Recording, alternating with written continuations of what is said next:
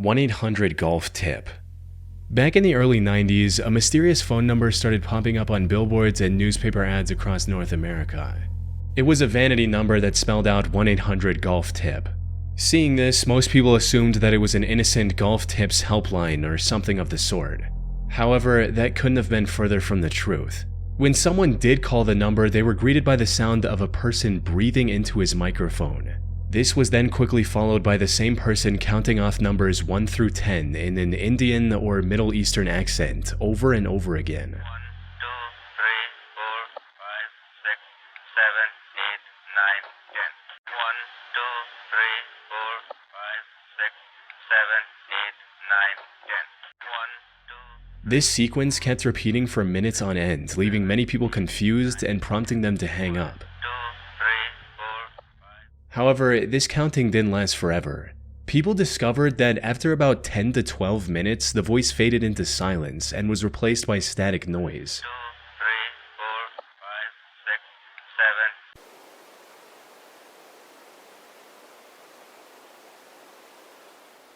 6, 7. But that wasn't all, because the ones who kept on listening were eventually startled by a loud and unsettling siren sound.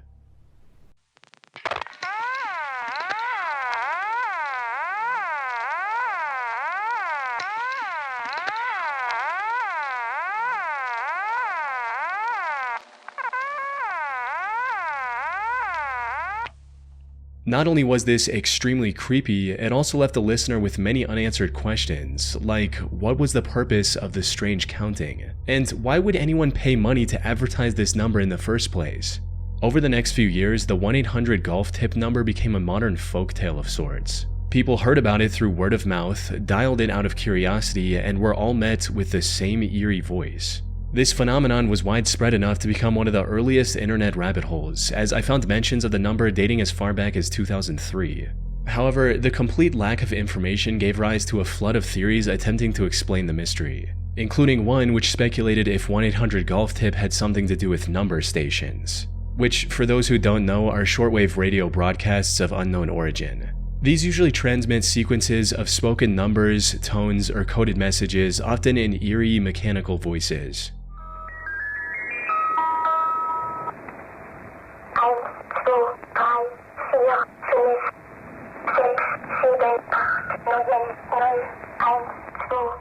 Many believe they're used by governments to send encrypted instructions to spies in the field. So, according to this theory, the 1-800-GOLF tip number served a similar purpose. Another theory that many came up with was that this number was a part of a marketing campaign, probably to gather working phone numbers for telemarketing later or as a social experiment to generate hype for an upcoming product. However, none of these theories hold up to scrutiny. For starters, if number stations are indeed used to transmit instructions to spies, their entire purpose is to deliver messages anonymously, leaving no trace of who received them. A purpose that's negated completely if the receiver had to call a phone number that could potentially be traced back to them. On the other hand, the marketing and number collection theories don't hold much weight either. There are far more effective ways to achieve both goals without depending on an unlikely chance of the number spreading through word of mouth and attracting calls from curious people. Ultimately, despite many attempts at uncovering the truth, 1-800-GOLF tip remained a mystery for nearly 3 decades. That is, until a Reddit user took it upon himself to get to the bottom of it.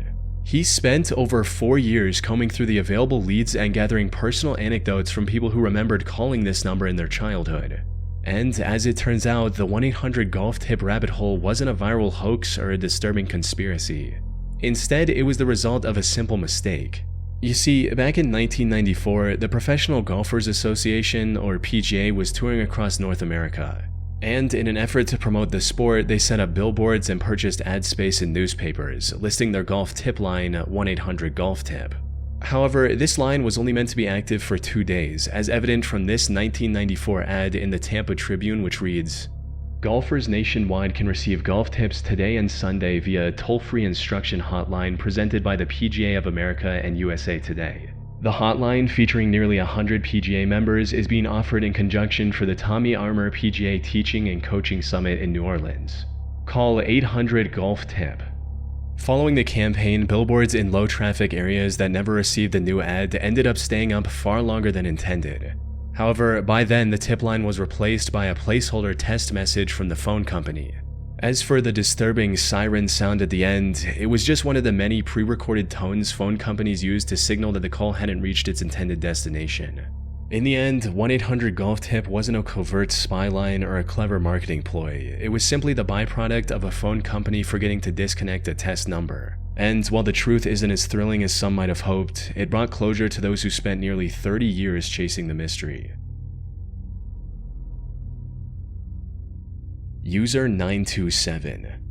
On August 4th, 2006, AOL, which was an early search engine like Google, released a text file on its website containing 20 million search queries from its users. These queries were collected from over 650,000 users and spanned a period of about 3 months. Whether this release was intentional or simply a private file mistakenly made public remains unclear. The users' actual names were replaced with anonymous filler numbers starting at 1, so like user 34 or user 152, but based solely on each user's searches, you could usually still find out a lot about them. The company did apologize and remove the file 3 days later, but it was already too late. Thousands of people had already copied the file and began combing through it out of curiosity. And while most of the searches were exactly what you'd expect, like users looking for restaurant recommendations, planning vacations, or searching for medical symptoms, user 927's search history stood out from the rest for just how shockingly disturbing it was. It started off quite normal, with user 927 looking up songs from various artists. There were also some medical queries, such as the time it takes for a broken leg to heal and fungal infections, as well as numerous searches on different types of flowers. But it didn't take long for user 927's searches to shift into the realm of deeply inappropriate and not safe for work. Now, due to the explicit nature of these searches, I can't share them on YouTube, but just note that many of them were deeply unsettling and painted a troubling picture of the user behind them. However, this was only the beginning. As the weeks went on, user 927's searches grew darker, more specific, and far more disturbing. It went from looking up questionable stuff to searching for straight up illegal and harmful material. The unsettling nature of user 927's search history sparked widespread discussion and concern across the internet, even inspiring an off-Broadway play which delved into themes of cyberstalking, privacy, and the implications of our digital footprints. Despite their infamy, however, user 927 was never identified. All we know is that they were likely from Colorado based on a single search from the state's official government website. It's also likely that these searches were made on a shared family computer, since they often flip-flopped between wholesome searches and illegal not safe for work searches. Apart from that, the identity of user 927 remains a mystery to this day. Google Translate anomalies. Near the end of 2017, a few users on 4chan noticed a bizarre phenomenon with Google Translate, where typing in incoherent and broken strings of characters led to eerily normal-sounding responses. For instance, typing the letter O and P repeatedly resulted in Google Translate telling the user to click on the image to view more. Similarly, using P and S instead produced something that resembled a snippet from an email. Now, it would have been easy to write it off as a coincidence, just random characters accidentally forming something familiar, but as more people tested it, the more weirdly consistent the outputs became, like the Translate app telling the user to go ahead and ask any questions they might have, or in some instances, telling them that they have a chronic disease, a tendency to be infected with the virus, and that they will have a lot of pain. How could a nonsensical mix of characters produce such specific and sometimes threatening translations? At this point, the most reasonable explanation was that this was simply a glitch, perhaps an obscure bug in Google's translate system. After all, most of these eerie translations occurred specifically when converting between Somali and English, suggesting a potential flaw in how the algorithm handled that language pair. But what made this seem unlikely was the amount of unique information Google Translate was showing in response to these requests, including things like a link to a Facebook post or what appeared to be an email address. In a similar vein, a few specific combinations also provided results that read like a private conversation between two people, stating things like, "You will be given the opportunity to be re-elected," and "This is a great way for you to come to our country." So, what is going on here? Unfortunately, despite the online interest, Google never acknowledged the problem, so we can only speculate. And while I did come across some wild theories suggesting that Google Translate was somehow a sentient AI trying to communicate outside of its intended purpose, these theories are of course not true. One possible theory is that this was the work of a rogue Google employee, someone who out of frustration or boredom decided to tamper with the system. Maybe they were trying to degrade the app's quality out of spite, or perhaps they simply wanted to leave behind a hidden Easter egg for others to discover. However, someone risking their lucrative career at Google for something this uneventful and niche is fairly hard to justify. From everything I've seen, the most plausible explanation is still the one mentioned earlier, that all of this was just a glitch or an overlooked bug in the system. As for the oddly specific bits of information, those could have come from any number of internal sources. Consider this: massive platforms like Gmail, Google Drive, and Search process billions of data points every day. So it's not hard to imagine a coding error causing Google Translate to inadvertently pull fragments from those interconnected services, which, if true, would be a real security and privacy threat. That said, I tried replicating the troubling prompts myself and came up empty. Whatever was causing the bizarre outputs seems to have been quietly patched out by Google since the story first broke out. Ted the Caver. On March 23, 2001, a man named Ted began sharing his caving experience in an online journal. The story started a few months earlier in December 30th, 2000, when Ted and his friend B were exploring a cave they thought they knew well. But on this particular trip, they found something unexpected: a small hole on a wall near the cave's lowest point. As Ted kneeled down to get a closer look inside, he felt a faint breeze coming from the hole, suggesting there might be an entire unexplored cave system lying just beyond the narrow opening. The excitement of being the first people to explore this new section of the cave outweighed the inherent danger of venturing into the unknown. After surveying the area, Ted and B decided to widen the hole and carve out a passable corridor. About a month later, on the 27th of January, they began to chisel at the rock. But something felt strange. The two felt a suspiciously strong wind coming from the hole, followed by low, ominous rumbling from deep within the cave. They tried to rationalize these occurrences, thinking that the wind was just blowing a little stronger outside, and that the rumbling noise was coming from the trucks driving on the mountain road above the cave. So, despite the noise growing louder and more frequent, they pressed on. A decision they'd come to regret, as the sense of unease kept getting worse, fueled by a series of increasingly disturbing occurrences, like their dog becoming agitated as soon as it reached the cave and refused to go anywhere near the hole, or the two hearing what Ted described as the most terrible scream he has ever heard from the hole, lasting nearly 10 seconds. Once the hole was big enough, Ted crawled through to the other side, only to be met by a massive, unnaturally round boulder sitting in the center of a small chamber. There were also hieroglyph-like drawings on the walls depicting people standing around a strange symbol. He took photos on his disposable Polaroid camera and came back. But when he tried to develop those pictures later that day, every photo he took of the round rock and its surroundings came out completely blank. They then tried recruiting another experienced caver, Joe, hoping a fresh perspective might help. However, Joe returned minutes after he went in, visibly shaken by the experience. He refused to speak about what he saw on the other side and just stated that he would never enter that hole again. Left with no other choice, Ted decided to explore the new area himself. But as soon as he reached the other side, he began hearing the rock scraping sound again. He panicked and ran for the exit, only to see the round rock in a different position than it originally was. As he crawled through the hole, a nauseating stench began to fill the cave. Then, just as he and B reached the entrance, something tugged on their rope. In a panic, B slashed it with his knife, sending whatever was climbing up crashing back into the darkness. Yet, their story doesn't end there. In his May 19, 2001 update, Ted talked about their plans to go back fully equipped to solve the mystery and capture definitive proof of the insides with photos and video footage. However, the updates never came, leaving readers to wonder what happened to Ted and B. Now, I should mention that back then, many online communities were skeptical about the authenticity of this story and internet rabbit hole. However, the irregular updates and accompanying photos were convincing enough to make many believe the story was real. But the story was completely fake. Back then, internet creepypastas, or fake horror stories presented as true, weren't really a thing, or at least weren't very common. Many people had no reason not to believe this story. Nowadays, the Ted the Caver story is often referred to as the internet's first creepypasta. In 2004, he joined a discussion about his story on a forum site and admitted he made it up.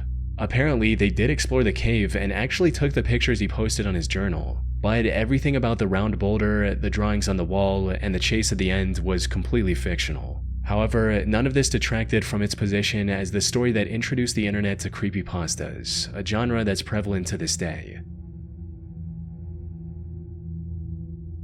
The Glitter Conspiracy. On the 21st of December 2018, New York Times posted an article titled, "What is Glitter?" This was supposed to be nothing more than an educational article on what glitter is and where it's used in our day-to-day lives. However, what its author didn't realize at the time was that this would ignite one of the most heavily debated rabbit holes in internet history.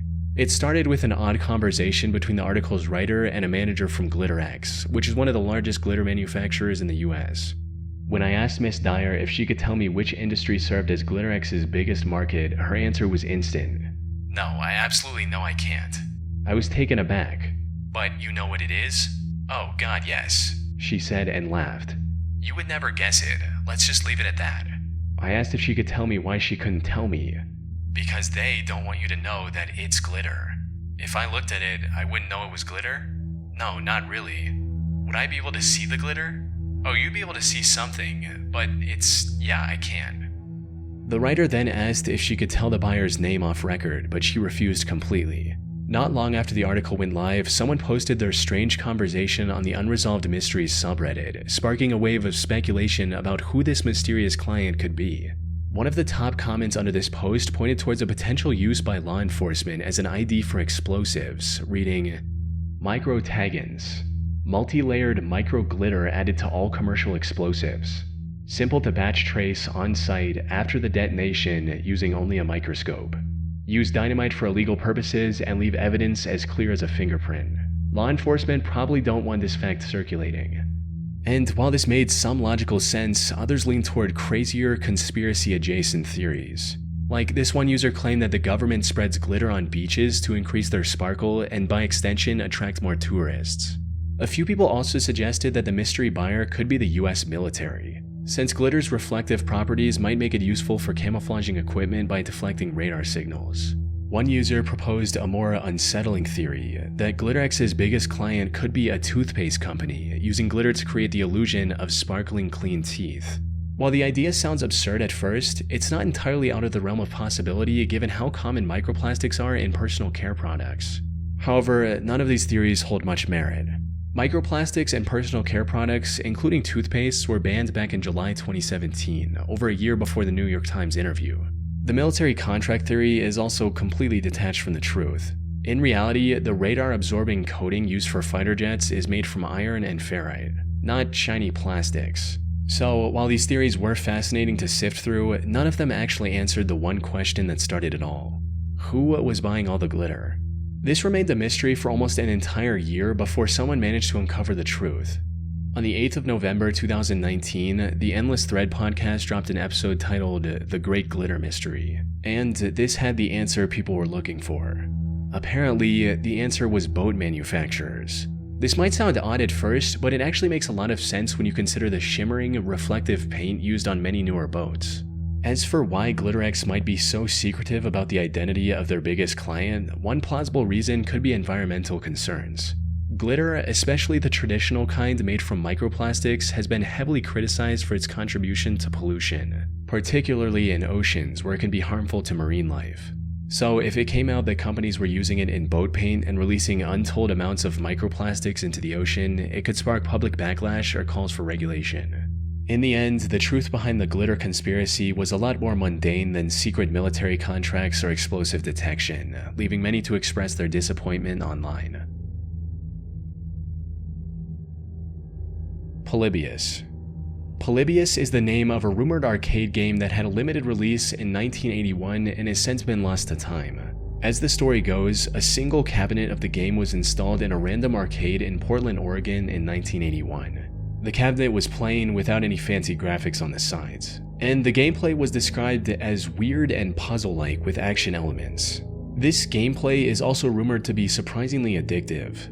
There are reports of teens spending hours playing this game to the point of getting dizzy and even fainting. However, there were also several claims suggesting that the dizziness and fainting were actually side effects of government-led mind control experiments conducted through the game. You see, according to the myth, men dressed in black suits would regularly visit the arcade. not to play Polybius, but to collect data from the machine, like on behalf of the CIA or some other three-letter agency. The cabinet also reportedly remained in arcades for only a brief period before mysteriously disappearing without a trace.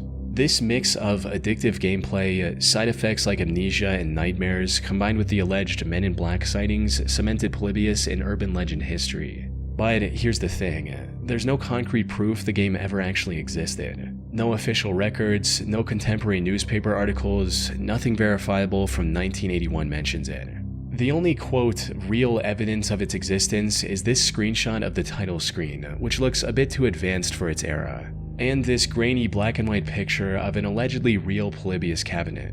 The high noise, overblown exposure, and overall low resolution makes it near impossible to extract any details. However, given the overall shape of the cabinet, this was likely a repurposed Namco cabinet with its stickers removed. And even if these images are real, there are no sources dating back to the 1980s that could verify their authenticity. In fact, from what I was able to find, one of the earliest mentions of Polybius in any gaming magazine or website was in the year 2000 on a website called coinop.org. The legend did become widespread enough to inspire enthusiasts into building their own real-life Polybius arcade cabinets. However, I wasn't able to find a single piece of evidence matching its original description. So, where did the story come from?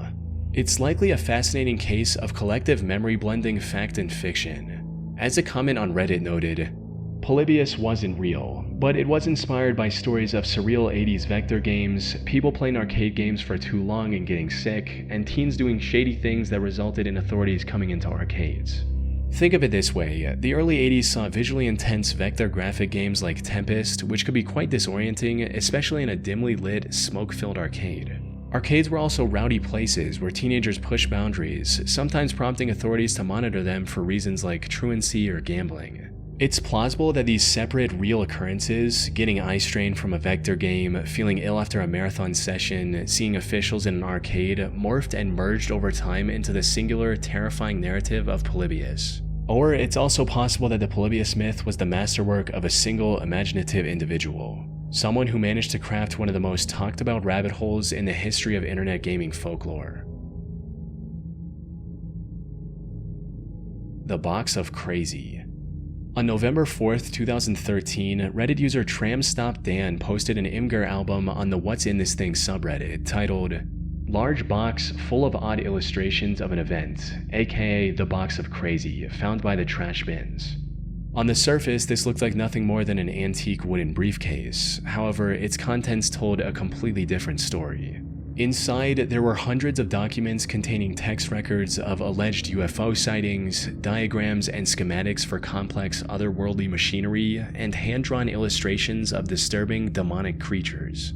The box also contained a lot of handwritten notes from the creator of all these illustrations, Daniel Christensen, as well as several maps and globe projections. Much of it was cryptic and difficult to decipher. However, even after reviewing just a small portion, it became clear that this was the work of someone who was deeply unwell. Some of his notes hinted at the possibility of him being a World War II veteran, which could explain the origin of his mental illness. However, that wasn't what started his fascination with aliens and extraterrestrial life forms. Some of the earliest documents in the box were from 1937, with some of the newest ones dating to 1977. In other words, Daniel remained fixated on this topic for over 4 decades. However, his earlier work was a lot tamer and more legible than whatever he came up with in his later years, hinting at his deteriorating mental health. As for the actual contents of this box, however, one particular topic stood out above the rest: his account of the incident that happened on July 7th, 1977. According to Daniel, Tampa Bay was hit by a tornado on that day,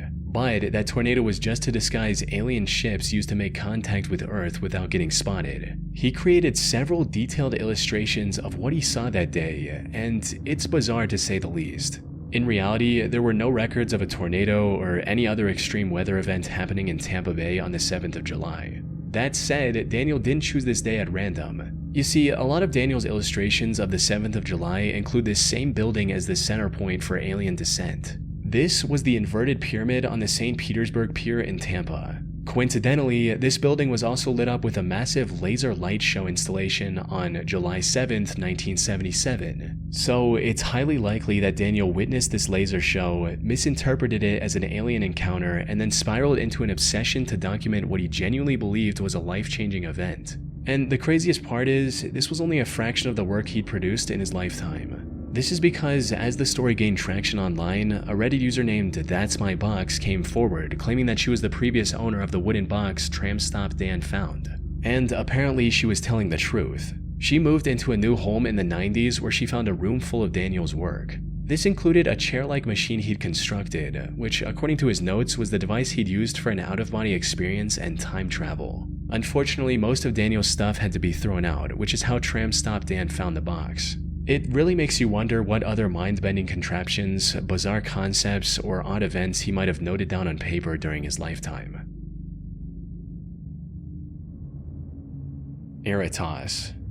On November 5th, 2015, an anonymous user posted a thread on 4chan talking about a strange conversation they had with a girl at work. The girl he talked with was, at the time, homeless and in a band. She also worked for a really shady company that was in the process of closing down. One day, her supervisors gave her and another employee 2 tape guns and instructed them to pack boxes. However, the tape in one of these guns had the word Eratas written on it. When she inquired about this word, her coworker told her to get rid of the tape gun and to not mention the word to any of the supervisors. Apparently, he used to work in IT, and one of his jobs was to flag employees who searched this term so they could be fired. The OP was curious about what Eratas meant. However, this was also the first time other 4chan users had encountered the word, so they couldn't offer much help in figuring out what it meant either. But then a month later, on December 19th, another anonymous user brought up Eratas again, hinting that it was some HR-related computer program. But this time the OP received an answer, which defined Eratas as a program that allows some specific third-party company unconditional access to employee information. This reply also mentioned major brands like UPS, Unilever, and Ecolab.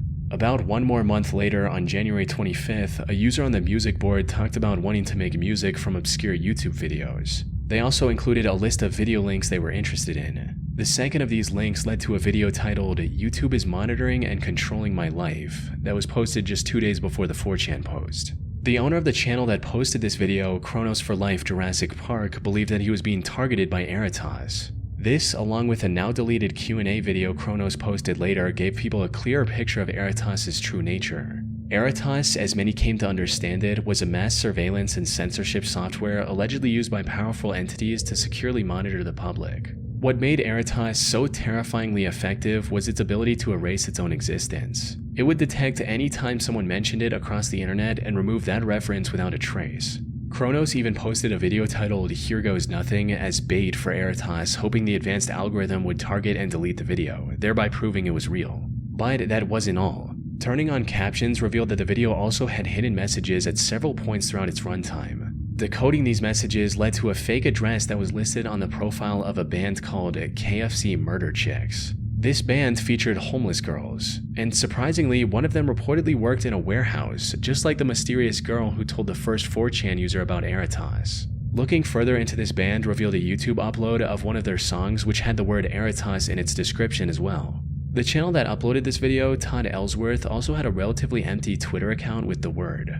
The only noteworthy post on this account was this creepy, elongated portrait of a man. By this point, many people who were following the mystery assumed that Todd and the KFC Chicks band had something to do with Eratas. Or at least they knew something about this advanced algorithm that no one else did. But when asked about it, they denied having any knowledge about the term.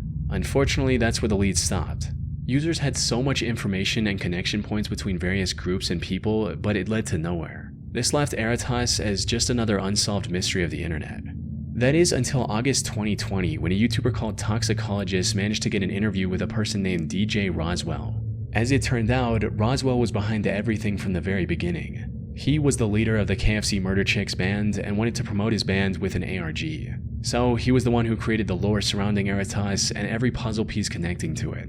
As for this unsettling image, this turned out to just be a police sketch of a horrible criminal from Hawaii that had nothing to do with the band or the ARG. Roswell just used this picture because it was attention-grabbing.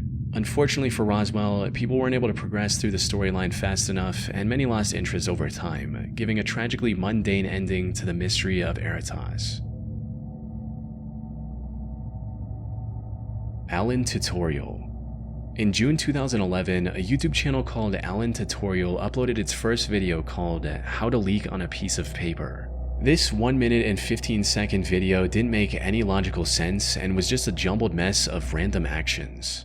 You rip off a piece of paper, and you're gonna put the paper on the floor.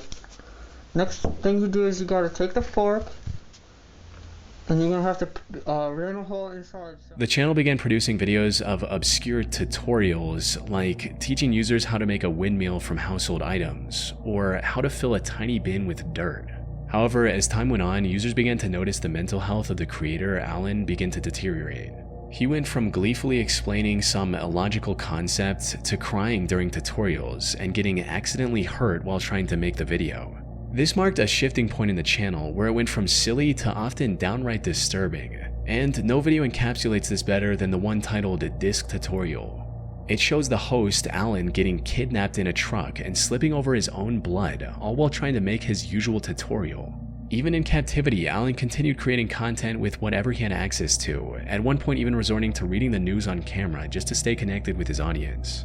All of this, of course, turned out to be nothing more than a fictional storyline created by art student Alan Resnick. And while many of his longtime viewers understood this, newer viewers stumbling across his uploads out of context often couldn't make sense of what they were watching, with a concerned comment under the Disc Tutorial video reading, "Either this guy is a brilliant actor / art student, or something weird is happening and none of us suspect anything because we all think he's a brilliant actor / art student. I'm starting to have my doubts." All of this came to an end in December of 2014 when Alan posted his final video simply titled Tutorial, a nearly 2-minute upload in which Alan finds a way to bust through a wall and escape his captor, never to be seen again. Ever since this conclusion, fans have gone back and analyzed each video to find the hidden meaning and bits of lore. According to the most popular interpretation, the character Alan Resnick created suffers from autism and was living with his older brother and his girlfriend who didn't like him. This explains why he ends up homeless at one point as his uncaring family kicks him out. Some users have also speculated that the reason he's crying in the blue chair tutorial video is because it reminds him of the way he found his mother after her death. This theory is supported by the video's description, which reads, "If your chair is on the floor, here is how you get it back and pick up all the pieces of something broken and unfair." However, creator Alan Resnick has never confirmed or denied any of these theories, choosing to leave his years-long art project open for interpretation instead. This House Has People in It. This House Has People in It is an analog horror short film that was aired on Adult Swim back in March 2016. The short is often known for just how weird and disturbing its concept is. It was directed by Alan Resnick, the creator and actor of the Alan Tutorial channel we just discussed. Though, unlike Alan Tutorial, which started off a bit lighthearted and slowly descended into absolute madness, This House Has People in It wastes no time pulling viewers into its surreal, unsettling world. It starts with the footage of someone logging into a computer and choosing a specific video to play. The footage then cuts to the CCTV feed from a house with 9 cameras, and then cuts again to the main couple, Tom and Ann, arguing about where to go for vacation. Too expensive. No, it's not that expensive. Orlando's expensive. All the hotels and all the... And immediately something is extremely wrong with the situation as we see a person lying on the kitchen floor while the couple ignores them completely. From there, we also see a repairman working in the basement and the son Jackson watching TV in the living room that is decorated for his birthday. We also learn that the person lying on the kitchen floor is Tom and Ann's teenage daughter, Madison. She had a fight with Ann 2 hours ago and has been lying there in anger ever since. After a few minutes, Tom tries to pick Madison up, only to make a disturbing discovery. It is time.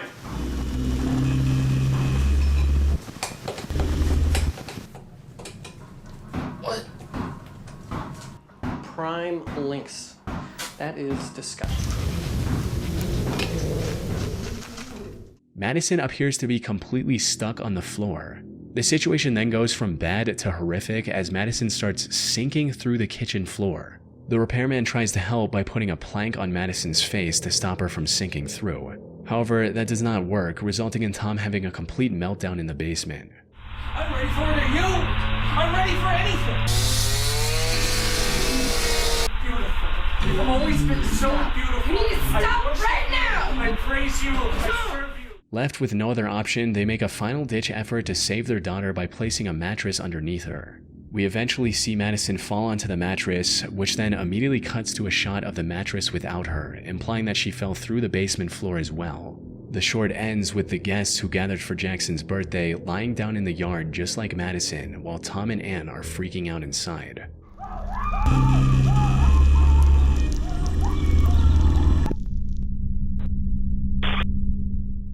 The short seems to carry a major theme of neglect that's prevalent throughout. For instance, we see Madison lie on the kitchen floor for 2 hours before Tom and Ann talk directly to her. Jackson is completely neglected by his parents. The baby doesn't have food in her bowl, and when Tom hands the baby to Grandma, she immediately sets it down, which ultimately results in her crawling out of the house.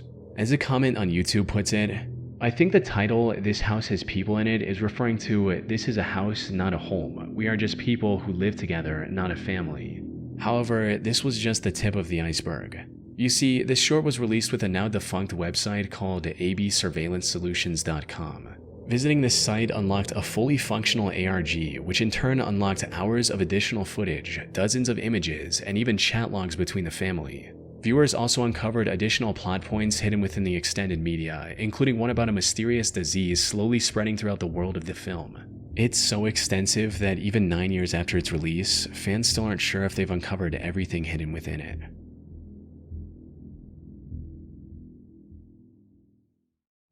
Elliot Eastman was a 26-year-old man from Vermont, USA. He spent most of his early years in the tiny town of Heinsberg. Life there was calm and peaceful, but with a population of less than 600 residents, it was also quite boring. Elliot wanted to do something more with his life. So, with his love for nature and exploration in mind, he saved up some money and traveled to the Philippines near the end of 2023. He wanted to slowly make his way through the entire country and witness its beauty firsthand. But just a couple months into his trip, he met a local woman named Carisha Jayla. The two started dating and got married just a few months after that in July of 2023.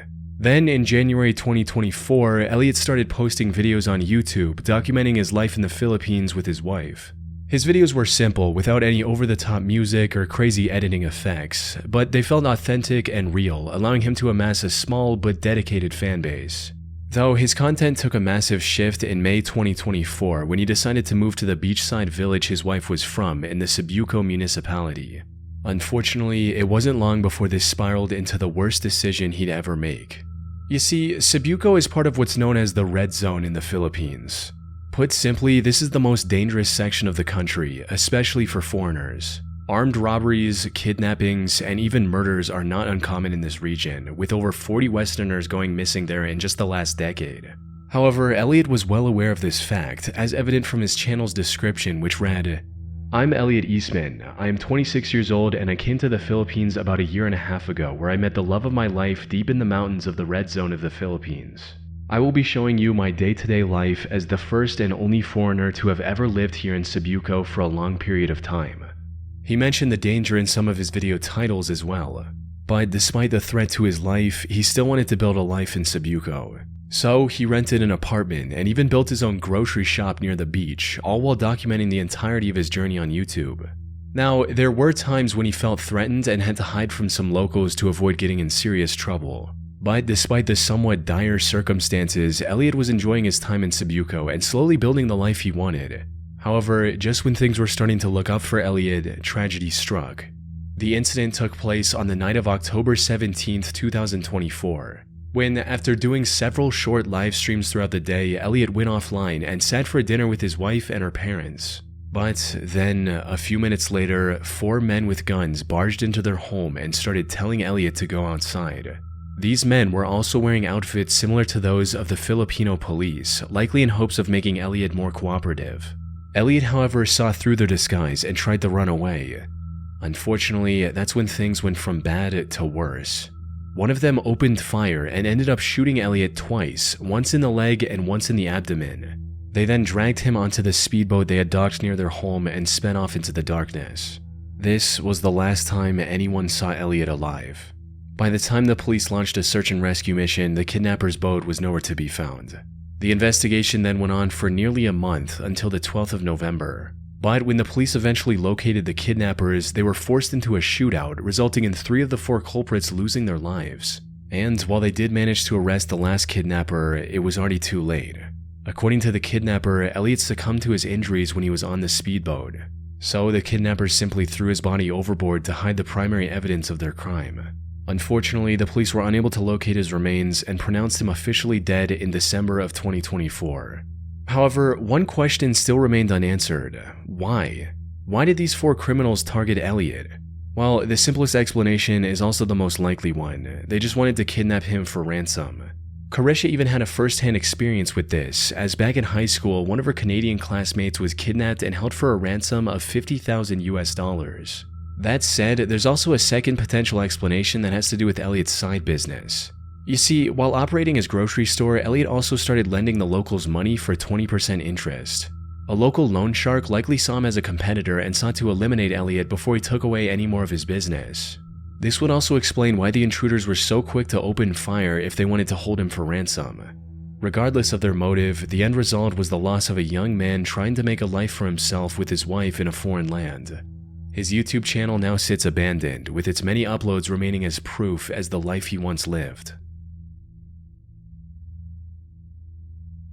Benjamin Pardoon, known online as Warner the Goobermeister, was a comedian creator on YouTube who primarily focused on creating a genre of memes known as YouTube poops, which is a subgenre of online humor that revolves around taking clips from other shows, usually cartoons, and editing them to have a bizarre, often nonsensical tone.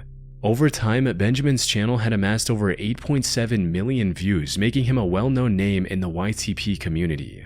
But after his upload on December 21st, 2021, he suddenly vanished from the internet, leaving his fans wondering what could have happened. Unfortunately, the reason for his disappearance was far more tragic than simply getting bored and moving on from the channel, as most of his audience had assumed. The incident took place on the 27th of January 2022, when his older brother Chris tried to contact him many times but didn't hear back. Left with no other option, Chris called the police at around 8 p.m. to check on his parents and little brother.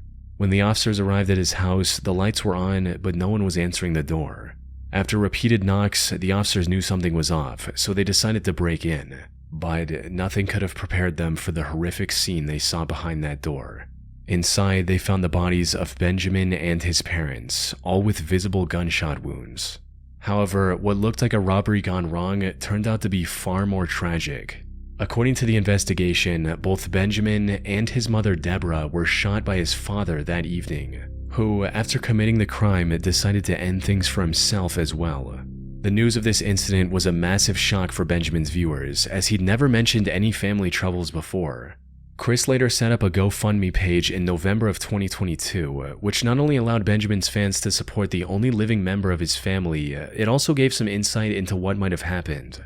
According to Chris, Benjamin was born in 2005 and was soon diagnosed with autism. This made it difficult for him to interact with people in person. Because of this, he was homeschooled, and at just 8 years old, he started uploading on YouTube, hoping to make friends and find a sense of community. Sadly, Benjamin's condition was far from the only challenge their family had to face. Deborah was also suffering from nerve damage after an accident, and the father Gregory had also gotten in a car accident in the past and could barely walk. On top of that, the family was also struggling with severe financial issues, which could explain why Gregory felt the need to take such a drastic measure, seemingly out of nowhere. As Chris puts it, "My dad was a proud man. He was ashamed to ask or seek out help." Although Benjamin's content was somewhat niche, it left a big impact on those who came across it, with some even uploading new videos in his style to keep his memory alive. Harley Dilly was a YouTube channel run by a 14-year-old teenager from Ohio with the same name. He created the channel in 2013 to share his love of gaming, specifically the sports game Madden, with others. He also uploaded vlogs on YouTube, where he talked about anything that was on his mind that day. But for Harley himself, these were more than just videos. They were one of the many forms of escape he had from his troubled life. You see, Harley suffered from oppositional defiant disorder and was also diagnosed with high-functioning autism. This resulted in him getting into heated arguments with his parents quite often and subsequently ending up in a worse situation. In one instance, he even posted a video talking about how he was locked out of the house after an argument with his mother, titled, "I'm Scared." Hey guys, what's up? It is Harley Dilly. Probably one of my worst days in my life. I was at school and I was science test. I finished it and my computer says 1% battery left. So I get to the next class and I put it on charger as quick as possible, but it didn't charge. None of the computers would take a charge. So I took it back and I had to fill out a complaint, and that's one of the most expensive parts of the computer. And my mom said she's not paying anything. We argued for about a good 5 minutes. Then she snapped. She said she was gonna call police, and she said she already did. And she locked me out of the house. So right now I'm outside. Yep, the house is locked. It is 3:30. I haven't ate anything, and I still haven't even got to get my work done. My mom's gone. She won't answer the phone. There were also allegations of some of his family members being physically aggressive to him. But despite all this, Harley was still a cheerful kid who wanted nothing more than to play Madden and grow his YouTube channel. Unfortunately, this ambition was tragically cut short on December 20th, 2019, when Harley went to school and never came back. The day had started off rough. Harley was still upset after arguing with his parents the night before, as they had refused to replace his broken smartphone. He also didn't want to go to school that day. But his mother Heather woke up early that day and, after some more arguing, convinced him to go. He left his house just before 7 a.m., but he was somehow absent from school and didn't return home that evening either. Harley had disappeared without a trace. Surprisingly, his family didn't report him missing until 11:50 p.m. on December 21st, nearly 43 hours after he vanished. Their explanation for the delay was simple. According to them, Harley had spent the night at friends' houses without telling them before, usually after an argument. They assumed this time was the same. However, they couldn't have been more wrong. Something that became increasingly clear as the police investigation dragged on for days without uncovering a single clue about his whereabouts. The only thing they found was this low-resolution picture of Harley going to school that was taken from a neighbor's security camera. And that was it. Eventually, many other organizations, including the FBI, joined the search as well. They also distributed his missing posters nationwide and offered an $18,000 reward, hoping to receive any information that could lead them in the right direction. Unfortunately, although they received numerous tips, none led to any significant progress in the case. That is until the 13th of January, over 23 days after Harley went missing, when the investigators made the big discovery. They were recanvassing the area immediately surrounding Harley's home when one of the investigators decided to check out the vacant house directly across from the Dilly residence. This was a summer home and was fully locked at the time. There was also no indications of anyone breaking into the home. However, the investigators had looked everywhere else to no avail. This was one of their last options. So they acquired the key to this home and started looking around. They didn't find anything on the ground floor. But as soon as they climbed the stairs, one of them noticed a maroon puffer jacket lying on the ground, the same jacket that Harley was wearing on the morning of his disappearance. As they got closer, they also noticed his glasses lying on the floor as well. But there were no signs of Harley anywhere. Both the glasses and the jacket had also collected plenty of dirt, indicating that they must have been there for a long time. While they were looking around, one of the investigators noticed the chimney vent above where his glasses and jacket were discovered. This sort of vent is used to connect traditional wood-burning heaters. Curious to see what was in it, he reached into the hole, only for his hand to touch human hair on the other side. There was no doubt about it, that was Harley, stuck in the chimney. Officers quickly dismantled the wall, and sure enough, they found Harley's body inside, with his arms raised above his head. A later autopsy concluded that he likely passed away the day he went missing. His particular position at the time of discovery also helped investigators piece together what might have happened that day. As the story goes, Harley didn't want to go to school that day, so he decided to spend the time at the vacant home until the afternoon to make it seem like he went to school. But when he couldn't find a way in from the ground floor, he climbed onto the roof using the antenna tower beside the house. From there, he looked into the chimney and saw a relatively short drop and chose to climb down it to enter the house. However, what he failed to realize was that this chimney didn't lead to a spacious fireplace. Instead, it only connected to a couple of small vents for heater exhausts, leaving him stuck at the bottom. Due to the way he climbed down, his jacket was likely halfway removed already. So he pushed it through the vent to free up some space, and his glasses fell through as well. Sadly, there was nothing else he could do in that position. His chest was pressed tightly against the chimney's wall, making it impossible to breathe, resulting in him slowly succumbing to asphyxiation. Put simply, this was nothing more than a tragic accident. Now, given this conclusion, Harley's case should have ended there. However, some people, especially as YouTube viewers, weren't satisfied with the official report. Many of them believed that this wasn't an accident at all. Rumors started going around the internet that Harley's death was actually a murder committed by his own family. One of the first big points of contention was his jacket, since in one of the evidence images it could be seen hanging from the door. These critics claimed that this was proof of the whole story being a lie. Some also argued that the shoes he was wearing in his last picture didn't match the ones the investigators found on him. However, despite the skepticism, the police stuck with their initial report. As for the jacket issue, that turned out to be nothing more than the result of one of the inexperienced investigators mistakenly moving key evidence. That said, whatever the truth may be, it doesn't change the fact that the YouTube community lost a genuine and passionate creator. Nic Sonderegger was a 28-year-old YouTuber who loved two things in life: longboarding and dancing. He uploaded nearly 80 videos of himself doing both of these on his channel named Sunspeak, though his ultimate dream was to become a professional dancer. By 2017, he was living in San Diego with his friend Austin to try and make his dream come true. However, the two were completely broke and couldn't afford California's high rent prices. So, with no other option, the two decided to live in tents or random trailers they could find in the Salton Sea area. Salton Sea used to be a popular tourist destination at one point due to its status as an oasis in the middle of the desert. But the water and the surrounding area became extremely toxic over time, turning it into a complete ghost town. On the flip side, this also made living there essentially free, which is what Nic and Austin were after. But what neither of them knew at the time was that the true danger of Salton Sea had nothing to do with its toxic climate.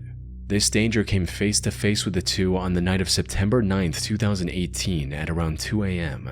They were asleep in their tent when suddenly they were jolted awake by an extremely loud scream coming from the tree line not far from their camp.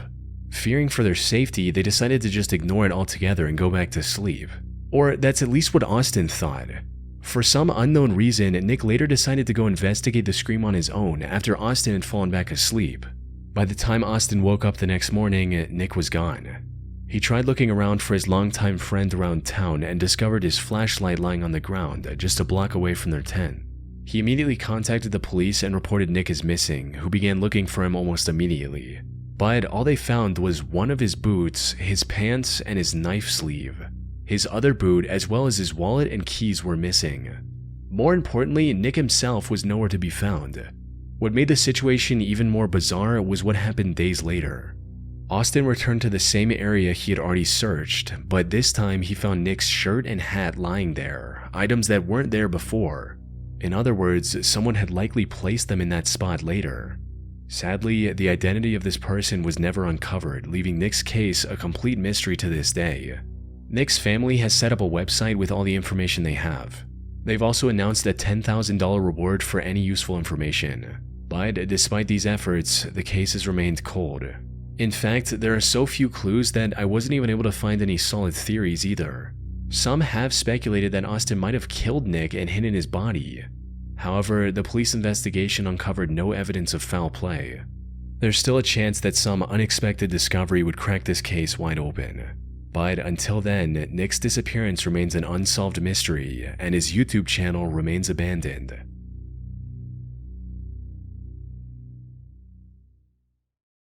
Missing Japanese citizens.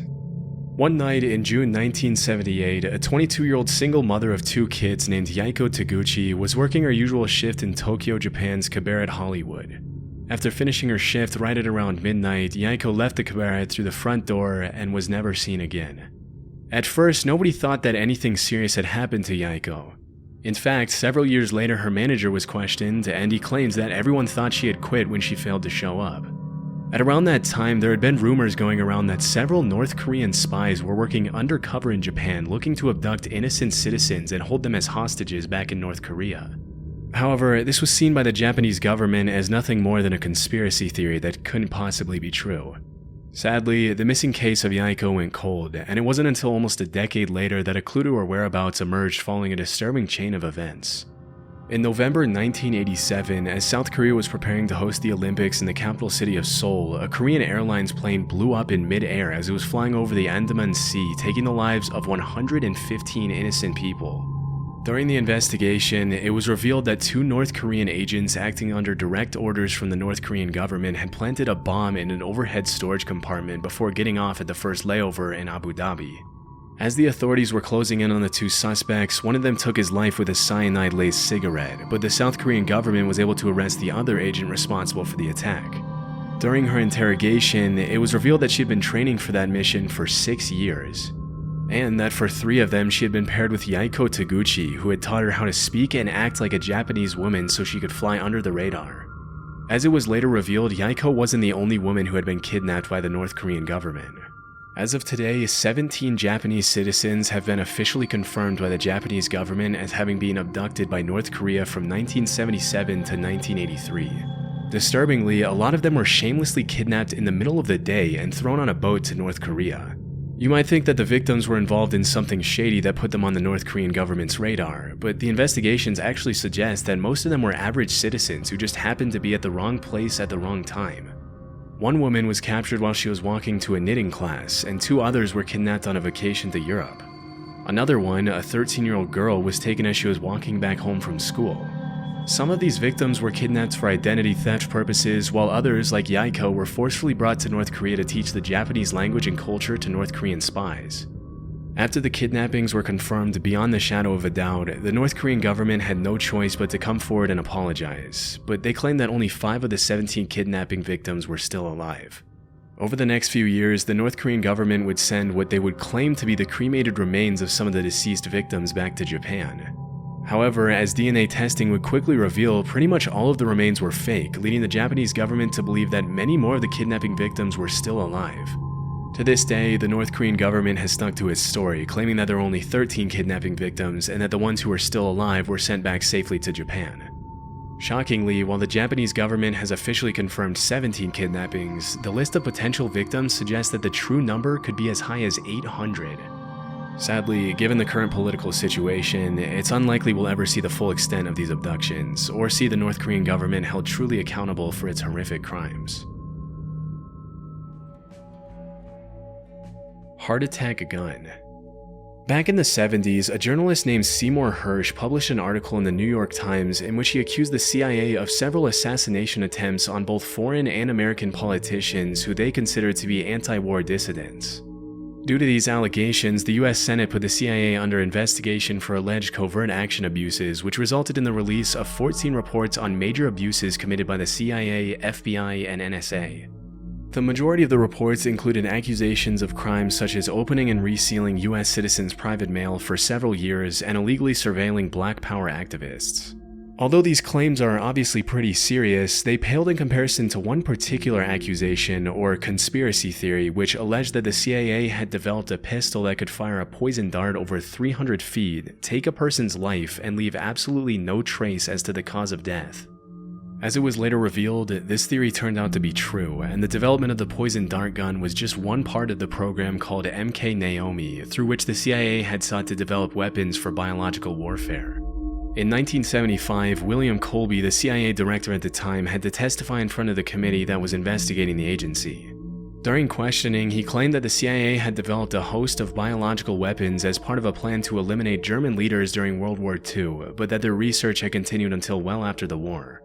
He also mentioned that the poison dart gun was almost completely silent on account of the battery that was housed inside the handle, and that it had been specifically designed for the target to feel nothing more than a mosquito bite when the dart struck. Interestingly, the agency had used a specific shellfish toxin to make it impossible for anyone to know what the cause of death was, leading forensic pathologists to believe that the victim had suffered an inexplicable heart attack. It wouldn't help pathologists that the dart was designed to melt inside the body so that it only left a small red mark where it entered the victim. When asked if the heart attack gun, as it was nicknamed, was ever used on anyone, the director alleged that it had only been used for experiments and that there were no records of actual use. As part of the investigation, the CIA had to hand over the gun to the committee, and there are some pretty wild pictures of the committee members analyzing the gun as William Colby answers their questions about it. Normally you'd expect to see something like the heart attack gun in a spy movie, and it's pretty wild to think that if they hadn't put it under investigation, they would have probably gotten away with using it for who knows what purposes. It's also pretty crazy to think that if that's the kind of stuff they were developing back in the 70s, imagine the kind of technology they have their hands on now. Disturbingly, the hearing was the only time the heart attack gun was ever shown publicly, and to this day it remains unclear what happened to it after the investigation. Rogue waves. Sailors often get a reputation for making up stuff they claim to have seen during their time out at sea, and because there's no one there to refute their claims, they sometimes get away with some pretty tall tales. For centuries, sailors all around the world had talked about seeing monster waves on the open sea that would allegedly reach over 100 feet in height. In 1826, a French captain claimed that he had seen a 108-foot tall wave in the Indian Ocean. Even though he had 3 sailors with him who backed up his claims, when he came back to the mainland, he was publicly ridiculed by the scientific community, as it was widely believed that it was impossible for a wave to be higher than 30 feet tall. For a long while after that, dozens of people continued to claim sightings of these monstrous waves in the middle of the ocean, but with no real evidence other than eyewitness testimonies, the existence of these waves fell into the urban legend or conspiracy theory category. In the 80s and early 90s, the Draupner platform was set up in the North Sea off the coast of Norway to extract natural gas. As part of the protocol that was carried out to see if the platform was stable enough to withstand the rough seas, a wave height recorder was installed on the platform. On New Year's Day in 1995, the sensor recorded an 84-foot tall wave, which served as the first real piece of evidence for the existence of rogue waves. After this incident, a lot of people started wondering how many of the sailors from previous centuries had been telling the truth. What's more disturbing than that is that there were probably hundreds of disappeared sailors from all around the world who had come across a rogue wave, also known as a monster wave or a freak wave. But because most people who encountered 100-foot tall rogue waves generally didn't live to tell the tale, their testimony went down into the depths of the ocean with them. Since the Draupner wave of 1995, there's been a growing interest in rogue waves brewing in the scientific community. A few years ago, a professor at the Australian National University had estimated that at any given moment there are 10 rogue waves active in the world's oceans. As of today, a rogue wave is usually defined as a wave that is twice as large as the largest waves that come up in a particular area. And while the root cause of rogue waves continues to be investigated, it's generally accepted that these monster waves appear when 2 wave crests join together at the exact right time, resulting in a massive wave that can sink even the largest ships and oil rigs. Interestingly, it's also been discovered that rogue waves can take place in large lakes. In 1975, a freighter named the SS Edmund Fitzgerald sank in Lake Superior under some pretty mysterious circumstances, with a lot of people in the scientific community coming up with all kinds of hypotheses to explain the incident.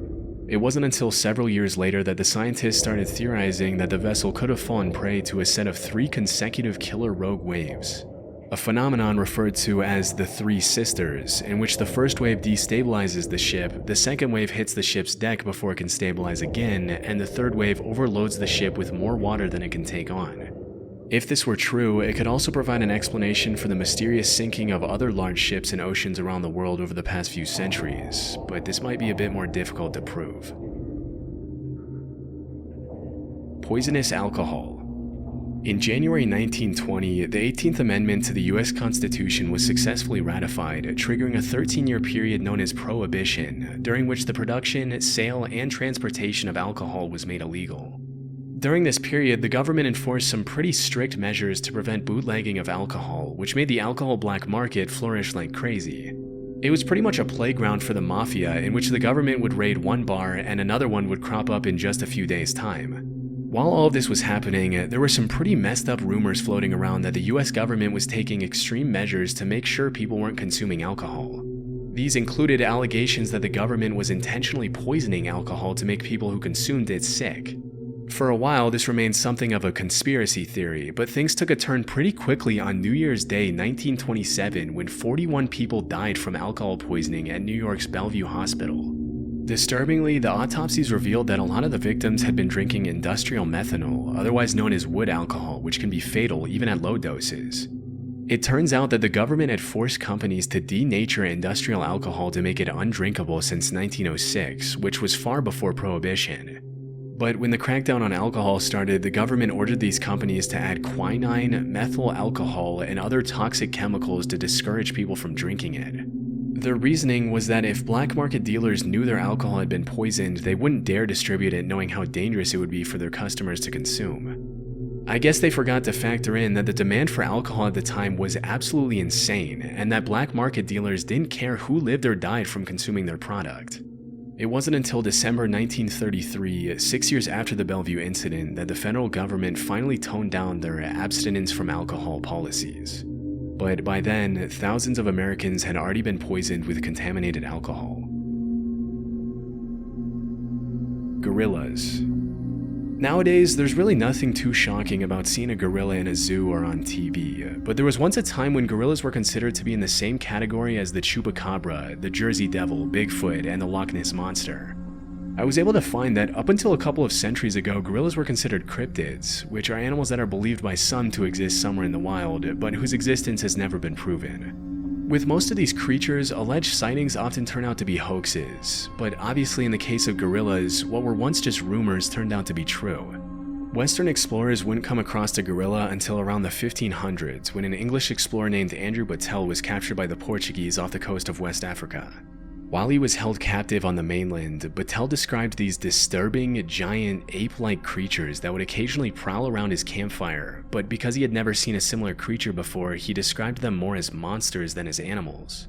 Battelle's description sent the rest of the world into what we can only call a gorilla frenzy, with all kinds of rumors being spread about these allegedly bloodthirsty, dangerous creatures living in exotic parts of the world. Over the next couple hundred years, the buzz around gorillas grew as explorers in Africa sent back illustrations of gorillas to Europe, which were often given to royalty and emperors as rare gifts. If you were to ask any European back then what a gorilla was, they would have described it in a similar way to how we describe Bigfoot or the chupacabra nowadays. They were thought of more as mythical monsters than regular animals. It wasn't until over 200 years or so later that an American naturalist named Thomas S. Savage found a gorilla skull in 1847 during an expedition to Africa, which was the first piece of real proof for the existence of these animals. Naturally, this triggered a bunch of new expeditions to the area, and between 1855 and 1859, French explorer Paul Duchaillu confirmed the existence of gorillas and even brought some back dead. Just as Andrew Battelle before him, Paul Duchaillu also described gorillas as these savage, bloodthirsty creatures which stuck in the public mind for a long time. Around 15 years later, some German explorers brought back a baby gorilla from Africa to Liverpool, even putting up some towels on the ship so he could swing around and entertain himself on the long journey back.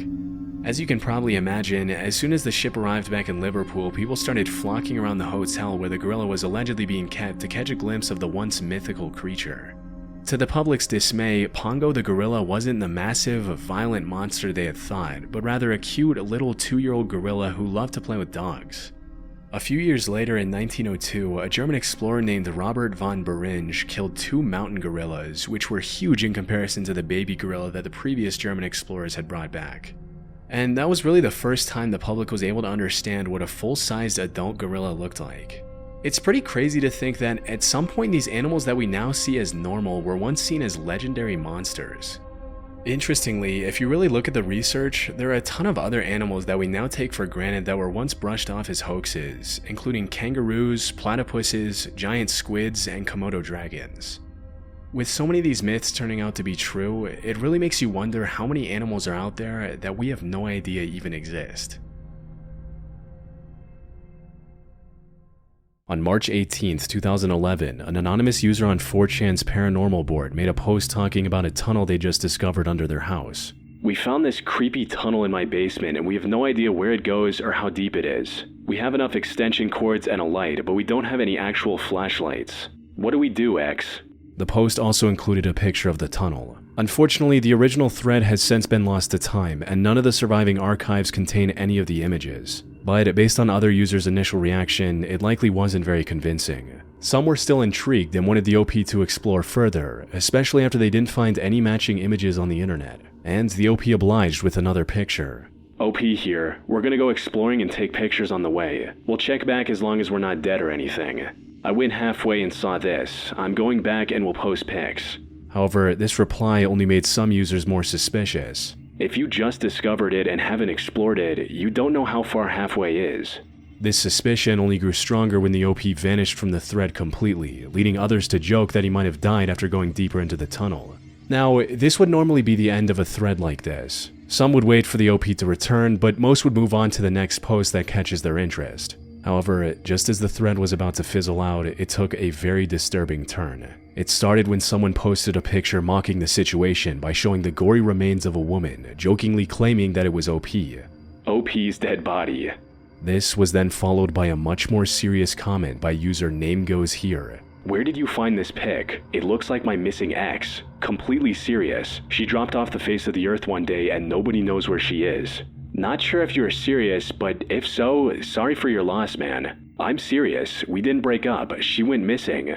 As mentioned earlier, the actual image was never archived, but from the crude jokes being made, as is typical on 4chan, it's clear that the woman in the picture had suffered an extremely gruesome fate as she was missing her eyes and lips. Despite its gruesome nature, however, most assumed it was unrelated and that the user Name Goes Here was simply making the backstory up, though it wasn't long before that attitude started to change.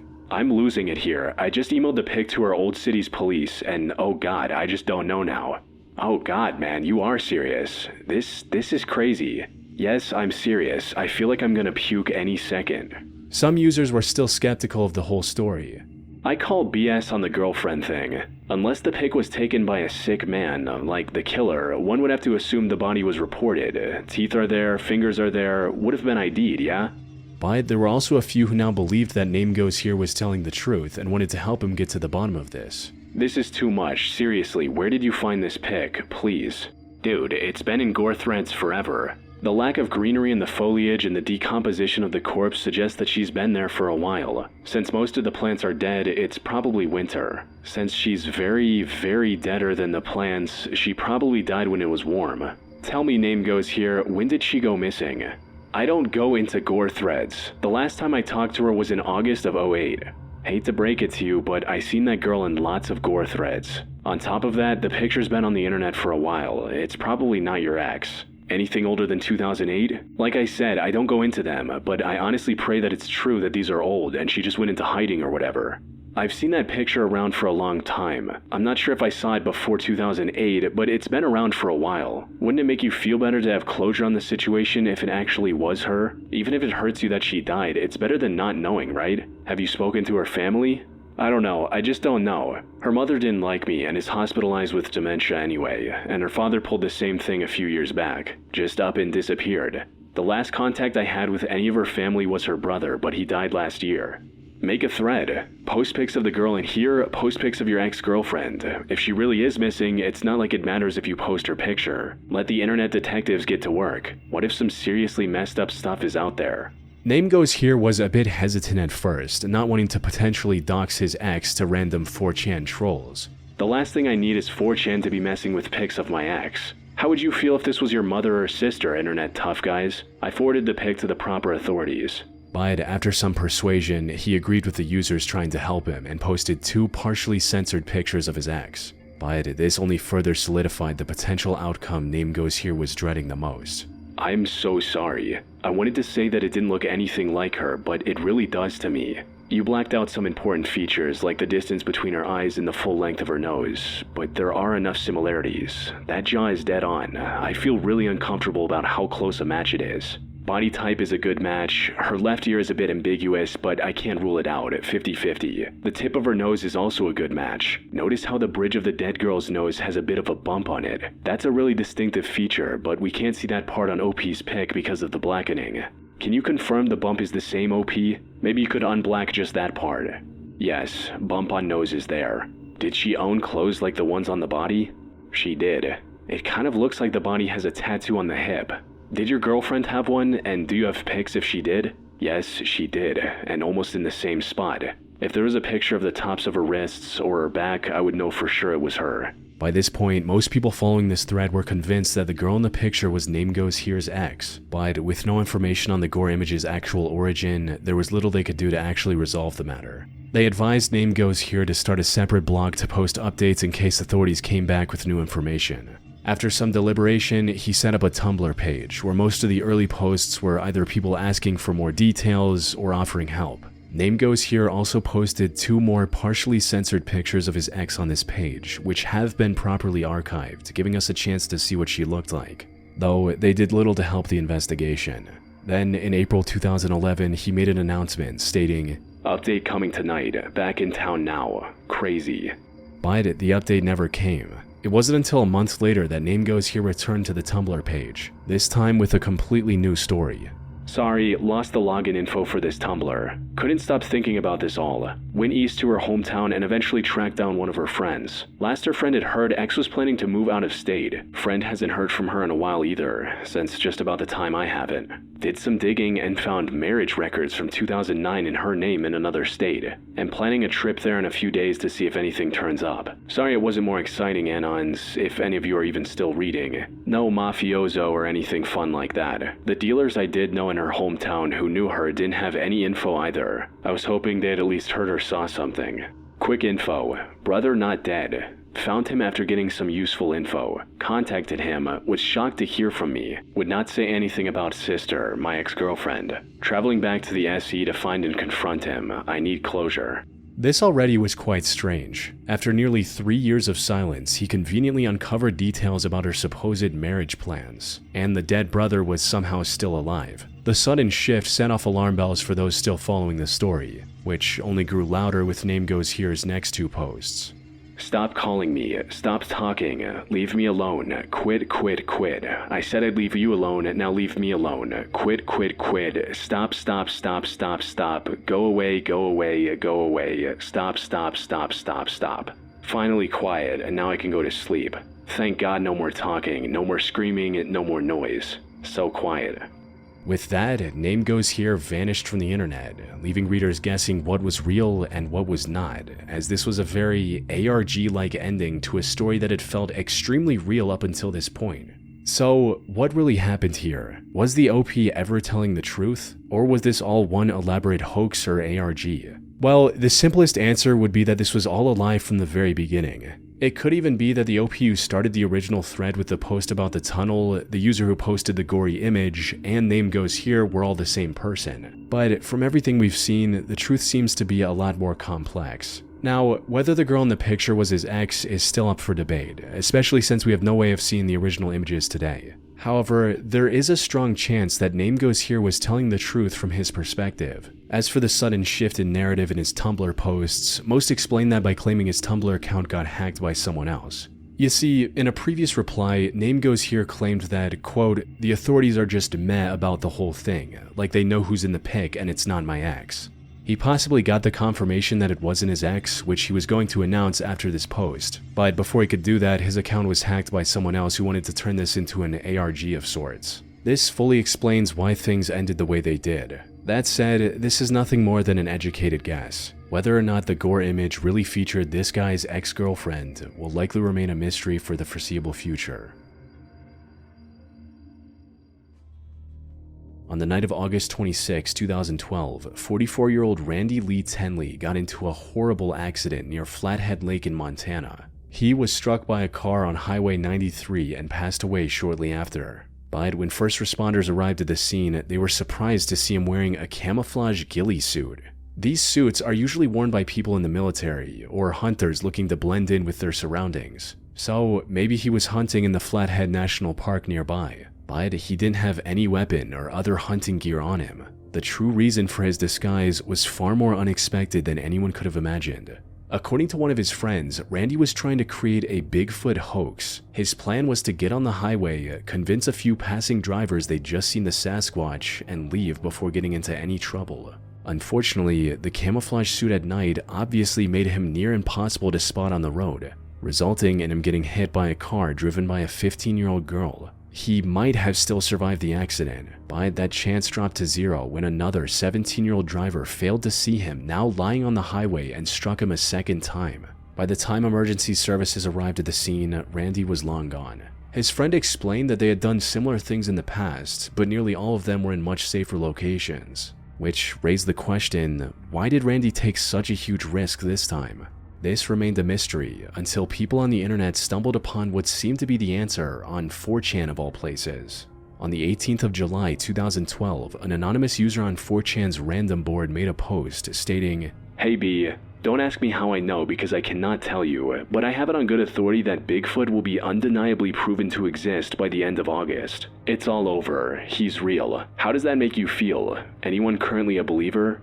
Now, there is a small chance that this post and Randy's accident were entirely unrelated, but the details seem to align too perfectly for that to be the case. The dates are an exact match. The OP stated that Bigfoot would be proven by the end of August. The post was made in mid-July of 2012, and the car accident happened on August 26 of 2012. The post was either made by Randy himself or by someone who was in on the plan.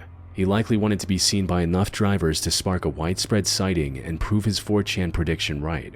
Unfortunately, the plan backfired horribly, costing Randy his life in the process.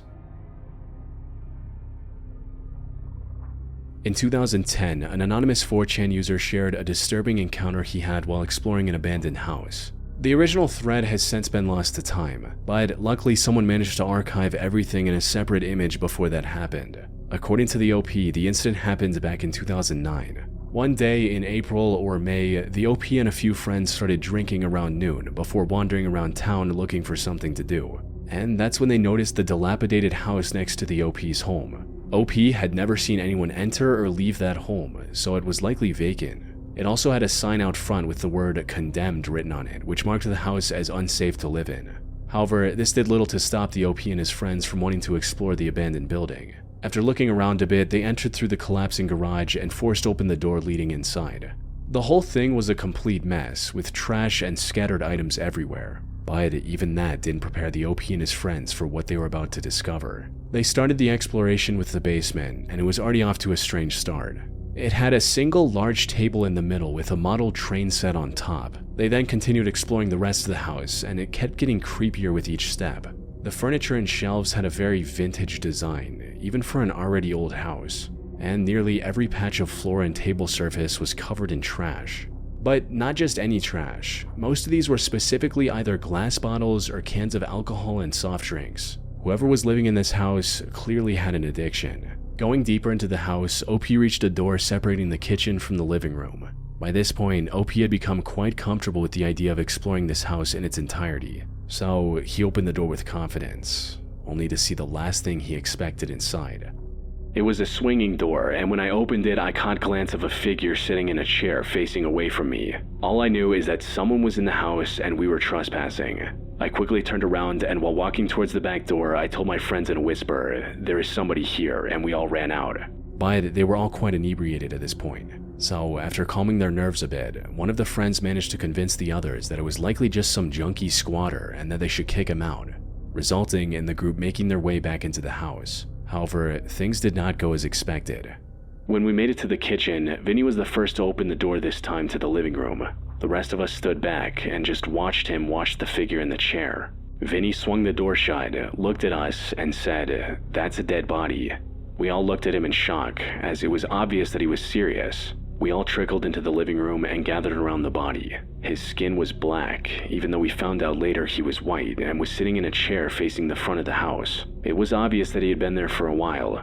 The smell near the body was almost unbearable. We needed to cover our mouths and noses with our shirts like respirators. This made Vinny and I sober up really quickly. There was a complete silence between our group of four while we observed the body. Nobody said a word. The original 4chan thread also included several pictures of this deceased man. And while I can't show them on YouTube due to how gruesome they are, they're clearly way too real looking to be fake. More importantly, I couldn't find any of them on the internet prior to the OP's thread, strongly suggesting that he took the photos himself and that his story was likely true. Another detail that made the story feel more believable were the pictures of the deceased man's journal, where he'd noted down things like the daily temperature and what he ate and drank that day. A Reddit user later suggested that it was likely a drinking journal, one that groups like Alcoholics Anonymous assigned to people trying to quit their addiction. Sadly, it didn't seem to work.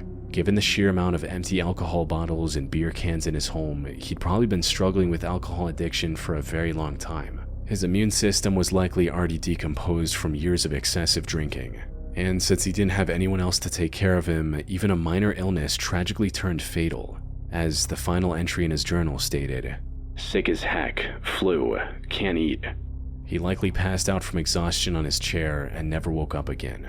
Fearing they might get charged for breaking in, the OP ended up submitting an anonymous tip to authorities. This also allowed the OP to speak with the responding officers without having to worry and learn a few more details about the man's life. I talked to one of the cops and he said that the guy's family would have them check up on the guy from time to time to make sure he was doing alright. Apparently he wanted nothing to do with his family, but they stopped doing so. He just wanted to be left alone. On the 12th of March 2013, at exactly 1:52 p.m., an anonymous post appeared on 4chan's random board with the OP detailing a horrific crime he was about to commit, reading, "Hey B, it's time. My name is Neil McInnes, and I go to New River Community College in Christiansburg, Virginia, 10 minutes away from Virginia Tech. I'm gonna give y'all the details because the news never gets it right." He then went on to talk about the firearm he was going to use on the school, and his lack of experience with that weapon. He also included the link to a website where he was planning to broadcast his crime live, before ending the post with a rant that exposed his desire to become famous. "Anyways, this is not a high score game, but actually a lesson. That's why I'm at school. Want to see my e-portfolio / what I look like? www.nrccstudents.org/McInnesN. Also, pick related. I'm here at school writing this. Wish me luck."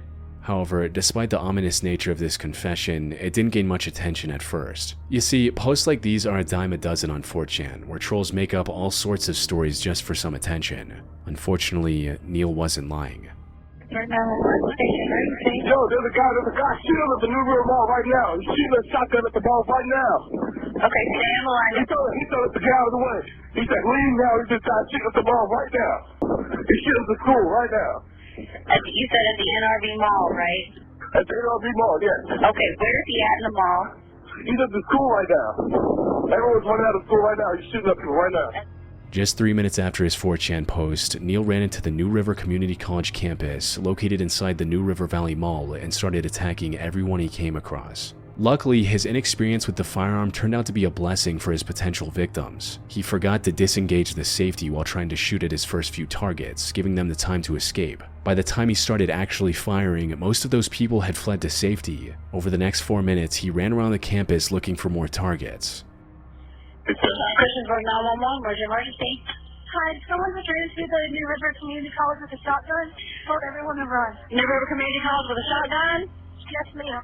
He was able to shoot 2 students during this time, Taylor Sharp and Christina Bozergein, before getting tackled and detained by an off-duty security guard. Fortunately, despite suffering grave injuries, both of his victims managed to survive after months of recovery. As for Neil, he was arrested shortly after and was charged with 2 counts of malicious wounding and 2 counts of using a firearm. The reason he did the attack is still unknown, but he pleaded guilty to all 4 felony charges and received a total sentence of 68 years, with 30 years suspended, leaving 38 years in prison. The only silver lining is that his incompetence and the guard's bravery allowed the incident to be resolved quickly, without any fatalities. On the 7th of July 2013, a post on 4chan's paranormal board captured everyone's attention, sparking a mystery that remains unsolved to this day. It read, "Hey X, my dad bought a CD at a computer expo in Rochester, New York a few years back. The CD itself was for some engineering software, but there was a second CD inside the CD case. There was no design or writing on it, and the CD was a .zip file called Station. Inside is a Blender game with a bunch of .dll files. The game itself is very strange. I don't want to ruin much, but it's a very crudely made game that takes place at some sort of field with 2 buildings. The goal is to escape the entities that are chasing you. Once they touch you, the game closes." He then followed this up by asking users to reply with their emails so he could send the game to them directly. This sounded like a textbook phishing scam to either distribute a virus or at least gather a bunch of email addresses for some nefarious purpose. "Of course we'll give you our emails, you can send us junk, why not?" But to everyone's surprise, OP returned 25 minutes later with a public MediaFire download link. And after passing it through antivirus software, some users actually played the game and shared their findings with the others. It was a first-person 3D game with a crude horror aesthetic. Booting up the game immediately spawned the player in an empty warehouse of sorts, where the only identifiable features were the gas tanks outside the building, a dark road with a handful of low-resolution trees, and a pier that went nowhere. The entire time, it played the track you're hearing now. A few minutes after the start, the game played a loud noise and spawned a spherical floating face that chased the player around the map. The goal was to avoid the face at all costs. If it ever touched the player, the game instantly crashed, ending the session. If the player somehow managed to successfully avoid the face for long enough, the game would escalate the difficulty by spawning multiple different faces. And that was all there was to it. It was a short, creepy game, but nothing too remarkable or interesting. That is, until 4 days later when a user discovered a set of coordinates hidden in one of the outer walls. Putting these into Google Maps took users to a random warehouse in the middle of Siberia, Russia. The closest civilization to this warehouse was the diamond mining town of Mirny, which is known for having the second largest man-made hole in the world. How any of this connected to Station.exe was still a complete mystery, though a closer look at the real warehouse confirmed that it wasn't a coincidence, since the actual building had an eerily similar layout to the warehouse in-game. What made this even more strange was that there was no street view footage of this location. The whole town was also guarded by the Russian military, where outsiders are not allowed, so whoever created this game was likely a resident of Mirny themselves. However, this is where the confirmed clues from Station.exe stopped. Over the upcoming weeks and months, several more clues were discovered, but none of them were ever proven to actually be from the game. Like someone finding an SSTV or slow scan television file, which was supposedly hidden in the game's code. SSTV, for those who don't know, is a file format that allows users to transmit and receive still images over radio waves. Decoding this SSTV image led to another set of coordinates pointing to the middle of nowhere in another part of Russia. Another user claimed to have found the URL for a site called semperprotonam.com within the game. This site has since been deleted from the internet, but back then opening this link led to a password-protected site containing images of debunked alien sightings, old military operations, and a copy of Station.exe. Though, according to the site's owner, it's nothing more than a storage site for him to save files he thought were needed or were in danger of disappearing. The reason it had a copy of Station.exe was simply because he found it interesting and wanted to preserve it for the future. However, this did little to stop people from digging up new clues and trying to find a connection with the game, with some truly out there theories linking the game to things like shady medical research, human experimentation, and organ trafficking happening at the real location the game was based off. Yet, none of these theories included any actual proof of their connection to the game that started it all. So, what really was Station.exe? Well, from everything I've come across, there are two possible theories. First is that the OP's dad really did buy the CD at a computer expo, but it was nothing more than a creepy horror game based on Thomas the Tank Engine. The floating heads are very similar to the faces of the train engines on that show, and this also explains its name, Station, being a reference to train stations. But while this theory is compelling, it's still not perfect. It doesn't explain the coordinates on the wall, which were placed there deliberately by the developer. This brings us to the second possibility, which I personally believe. Station.exe was originally meant to be an ARG by the OP, but then people figured out that the game was coded on the newest version of Blender, and that the story about it being a few years old was a lie. This caused the OP to lose interest and abandon the project after the first clue of the warehouse in Siberia. However, this was a bit anticlimactic, so other people stepped in to keep the mystery alive with fake evidence like the SSTV file or the forced connection with semperprotonam.com. That said, all of this is still just conjecture on my part, based on everything I've seen. I doubt we will get the real answer from the OP now after nearly 13 years.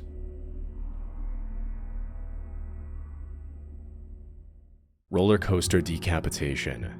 Six Flags is an amusement park company that operates many theme and water parks around the US. Georgia is home to one of these locations and receives millions of visitors each year. What many of these visitors don't realize, however, is that one of the rides has led to two different people losing their lives in the most brutal way possible. The more notable of these incidents happened on the 28th of June 2008. The day started off completely normal, but that changed at 1:50 p.m. when park authorities discovered the remains of a young man under the Batman-themed ride. These remains belonged to 17-year-old Isaiah Ferguson. He was visiting the park with his family and a group from his local church. According to witnesses, Isaiah and another boy ignored the many danger signs under the coaster and entered the restricted zone by scaling the two 6-foot-high fences surrounding it. It's possible they thought they'd be safe as long as they were under the rails and not climbing on anything, which would have been the case for most normal coasters. Unfortunately for them, the Batman-themed ride featured an inverted design, where the seats were suspended beneath the track rather than mounted on a car above it.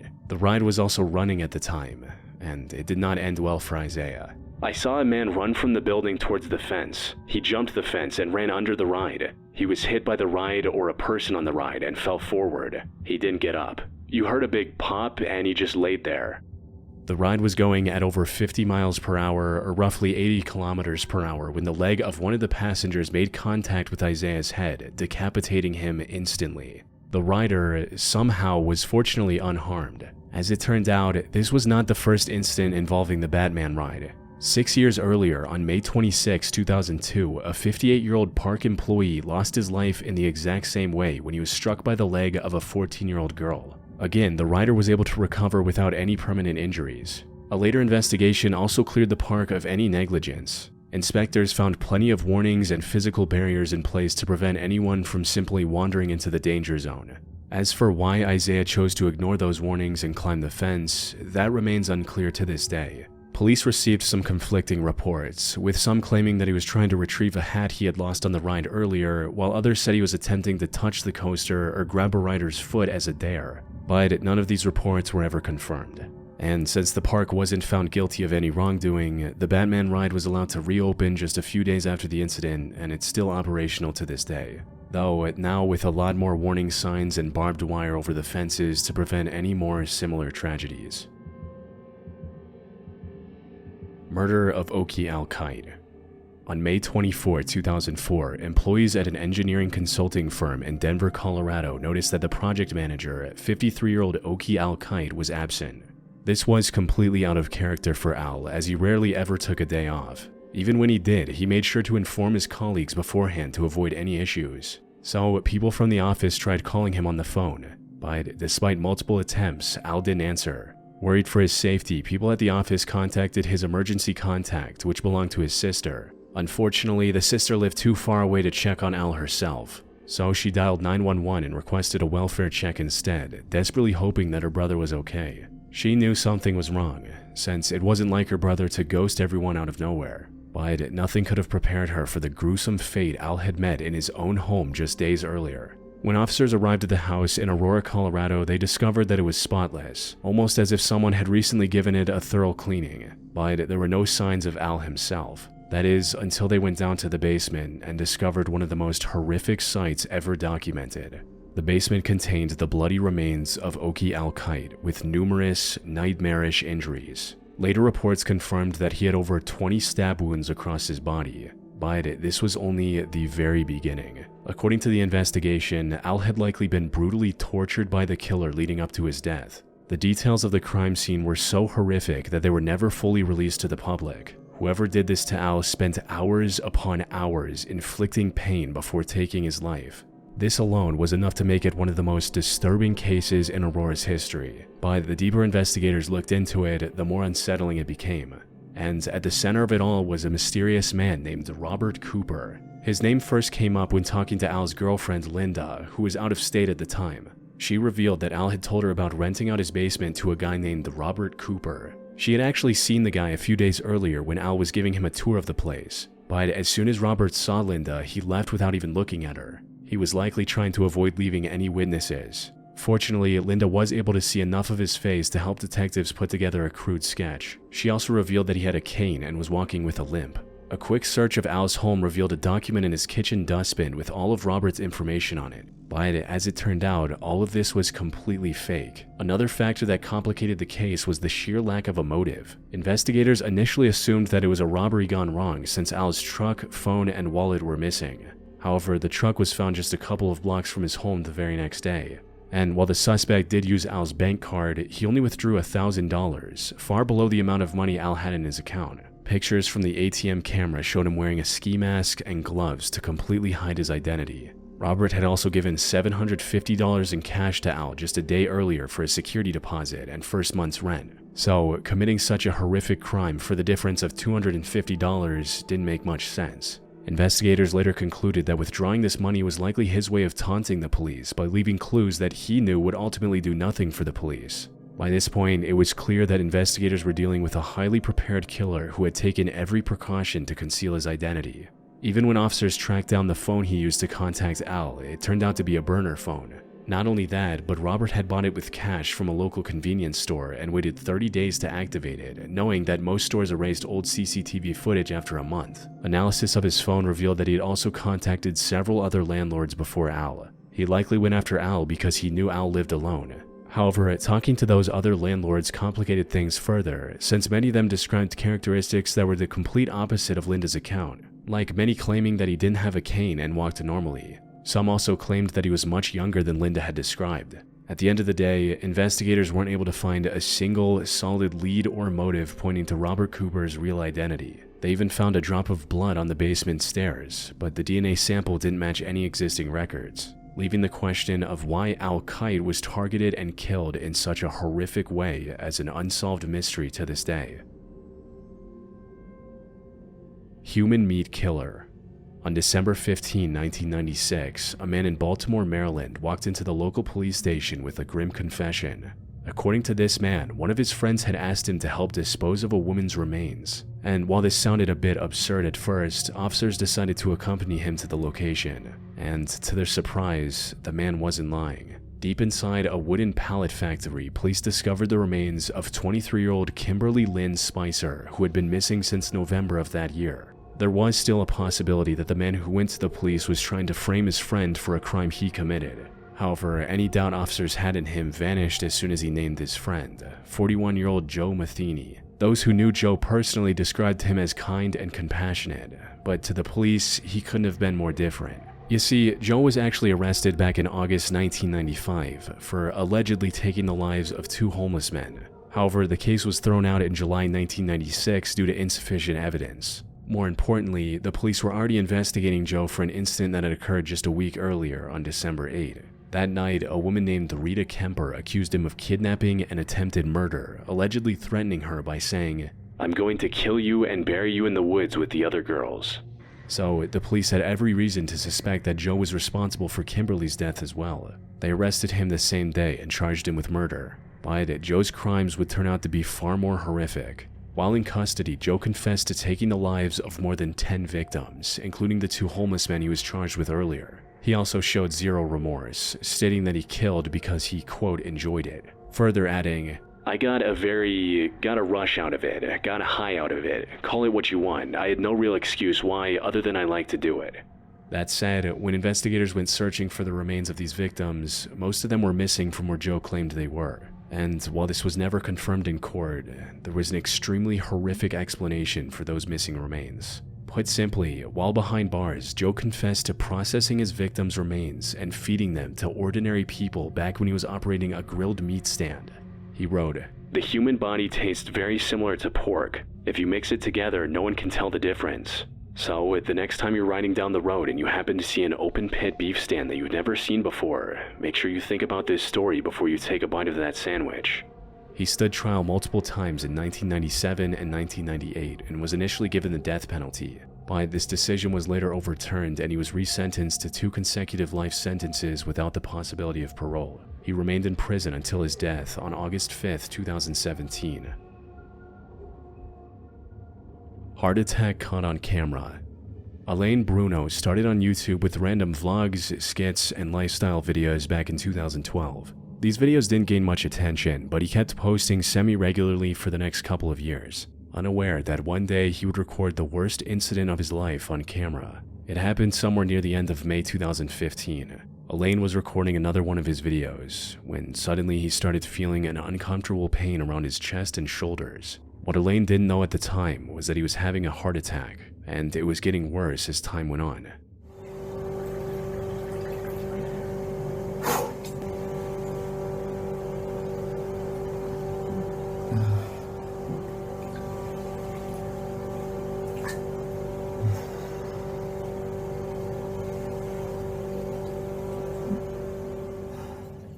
Soon he was struggling to breathe and was constantly rubbing his chest and shoulders to alleviate pain, but none of it was working.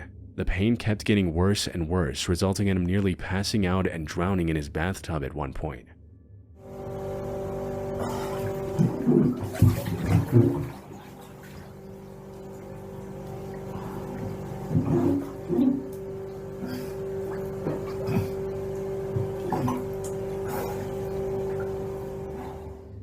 He eventually summoned enough strength to get out of the tub, only to nearly pass out on the bathroom floor seconds later. What made this situation even worse was that he was completely alone in the house. Left alone, he would have more than likely passed away before anyone noticed. But in what was nothing short of a miracle, his roommate came home early that day and immediately called 911. Elaine was rushed to the hospital where he managed to survive and is still posting videos to this day. However, while Elaine was able to recover after experiencing a heart attack, nearly 20 million people lose this battle every year. And therein lies the true horror of heart attacks. One minute you're living your life, maybe filming a video or laughing at a joke, and the next your heart stalls. You feel this heavy, crushing weight on your chest, pressing your lungs, and there is absolutely nothing you can do to get it off. It's the result of your heart muscle literally suffocating because it's being starved of oxygen-rich blood. As the minutes tick by, the sensation radiates through the rest of your upper body. Your lungs feel heavy, and no matter how deep you gasp, the air feels thin and useless. But the pain isn't even the worst part. It's the sheer dread and the impending sense of doom that survivors often describe as the most terrifying part of their experience. Your brain knows you are about to die before your heart even stops. And unlike many other deadly conditions that you can predict or counteract, a heart attack can happen at any time, often without warning, even in people who are otherwise healthy. And while modern medicine is quite effective at reducing the lethality of heart attacks, there's never a full guarantee treatment will arrive in time. Serial killer nurse. In early 2003, the staff at the Somerset Medical Center in Somerville, New Jersey noticed a few abnormalities with a couple of their patients, like a Catholic priest named Florian Gall who passed away completely out of nowhere. And when tested, staff found toxic levels of digoxin in his system, even though digoxin was never prescribed to him. Around the same time, another patient showed a sudden and unexplainable insulin spike and nearly lost their life. These and other similar incidents kickstarted an investigation, and nearly all of them linked back to the same man, 43-year-old Charles Cullen. The incidents weren't the exact same, but they all shared Charles as the common factor. In each case, the patient either mysteriously died or their condition became a lot worse after Charles spent a shift with them. This didn't make much sense at first. Charles had been a nurse for over 16 years and had a spotless record so far. However, the deeper investigators looked, the more suspicious his actions became. They found records of him requesting digoxin from the digital medicine dispensing machine and then canceling the request right after. But while the record never showed him taking the medicine out, doses of digoxin were still missing from the machine. There was simply too much circumstantial evidence against Charles for it to all be a massive coincidence. Unfortunately, none of this circumstantial evidence was solid enough to guarantee conviction. There was no CCTV footage or any other direct proof of his crimes. The only option now was to get him to confess. Luckily, investigators were able to convince one of his friends, another nurse named Amy Lochran, to wear a wire and coax a confession out of him. This worked better than investigators could have guessed. She invited him to lunch on December 12, 2003, and after some persuasion, got him to admit to intentionally killing his patients. This was enough for officers to arrest him on the spot and bring him in for questioning.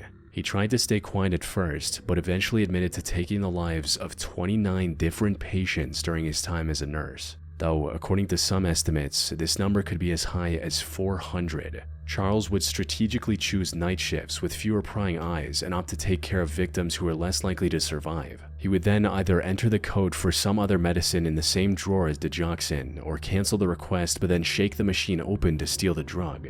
He chose digoxin because it messed with the heart's rhythm in high doses, resulting in the victim dying of a natural-looking cause. He also knew that autopsies rarely tested for digoxin, reducing his risk of getting caught even further. However, the most disturbing part of the case is that his crimes were uncovered multiple times over the years. When the hospitals he worked at found out what he was doing, they didn't want to ruin their own reputation by launching a criminal investigation, so they simply fired him instead. This allowed him to work at 10 different hospitals and claim the lives of countless victims. When asked why he did it, Charles claimed that he wanted to relieve people of their suffering, even though most of his victims were either in stable conditions or died painful deaths because of his actions. Thankfully, he was caught in 2003. He stood trial in March 2006 and was sentenced to 18 consecutive life sentences, ensuring that he spends the rest of his life behind bars. The 2019 escape room incident. On January 4, 2019, a group of 5 15-year-old girls in Poland got together to celebrate one of their birthdays. They had decided to spend the afternoon at a local escape room. Escape rooms, for those who don't know, are an interactive group activity. The premise is to get locked in a small themed room, solve a series of puzzles, and find the key to escape before the timer runs out. When done correctly, it's a largely harmless activity with virtually no risk of injury. However, not every escape room is set up with safety in mind, which was also the case for the escape room the girls chose for their celebration. It was hosted in an old residential building that was later converted into an escape room business without proper modifications. Mainly, the rooms lacked a proper fire exit. The only way out was through the front door, which was left locked until they solved the puzzle to escape. Even the window was boarded up for decoration, making it completely inaccessible. The entire building was also being heated with a gas heater powered by portable cylinders, with the door to the escape room located right next to the heater. And while this setup had worked without any issues for dozens of attempts before, the same did not happen on the 4th of January. The girls arrived at the location around 4 p.m. and were locked inside the room not long after. At around 5 p.m., the only employee on duty noticed a whooshing sound coming from the heater. He tried to check for any leaks and fix them before things got out of hand. Unfortunately, as soon as he moved the cylinder, the leaking pipe caught fire and engulfed the entire wall immediately. He tried to reach the girl's door to unlock it, but the fire was already too intense. He suffered severe burns and was forced to retreat, cutting off the only evacuation route and leaving the girls entirely trapped. Inside the room, the teenagers were likely unaware of the danger at first, but soon, thick, toxic smoke began seeping through the cracks of the door. The temperature spiked and turned the room into a literal furnace. The girls were confined to a tiny, locked space and were entirely dependent on someone on the outside to let them out. Even if they had a way out, the thick smoke made it impossible to breathe, let alone open their eyes and find their way out. All they could do now was wait to be rescued, while the chance of them experiencing an unimaginable death increased with every second. One of the girls managed to call her father during the chaos, but the only words that came out of her mouth were "Dad, fire," before the line cut off. By the time firefighters extinguished the blaze and forced their way into the room, it was already too late. All 5 teenagers passed away, turning a harmless birthday outing into an unimaginable tragedy. Rabies. Few diseases in the world are more terrifying than rabies, mainly because once its symptoms appear, death is almost inevitable. However, that is far from the most disturbing aspect of the virus. The true horror of rabies lies in what it does to the human body before claiming a life. It starts with a bite from a stray dog, a raccoon, or even a minor scratch from a bat. Then, immediately after entering the body, the rabies virus starts traveling up the nervous system towards the brain. And until it reaches its target, the virus is almost invisible to the body. It doesn't trigger a massive immune response or cause immediate sickness. Even the original bite usually heals without any complications. This lack of immediate symptoms can deceive people into thinking that they're safe. By the time they realize they're infected, they're already too far gone. Because once the virus finally reaches the brain, it begins replicating itself quickly and starts spreading through the nervous system. And that's when the symptoms begin.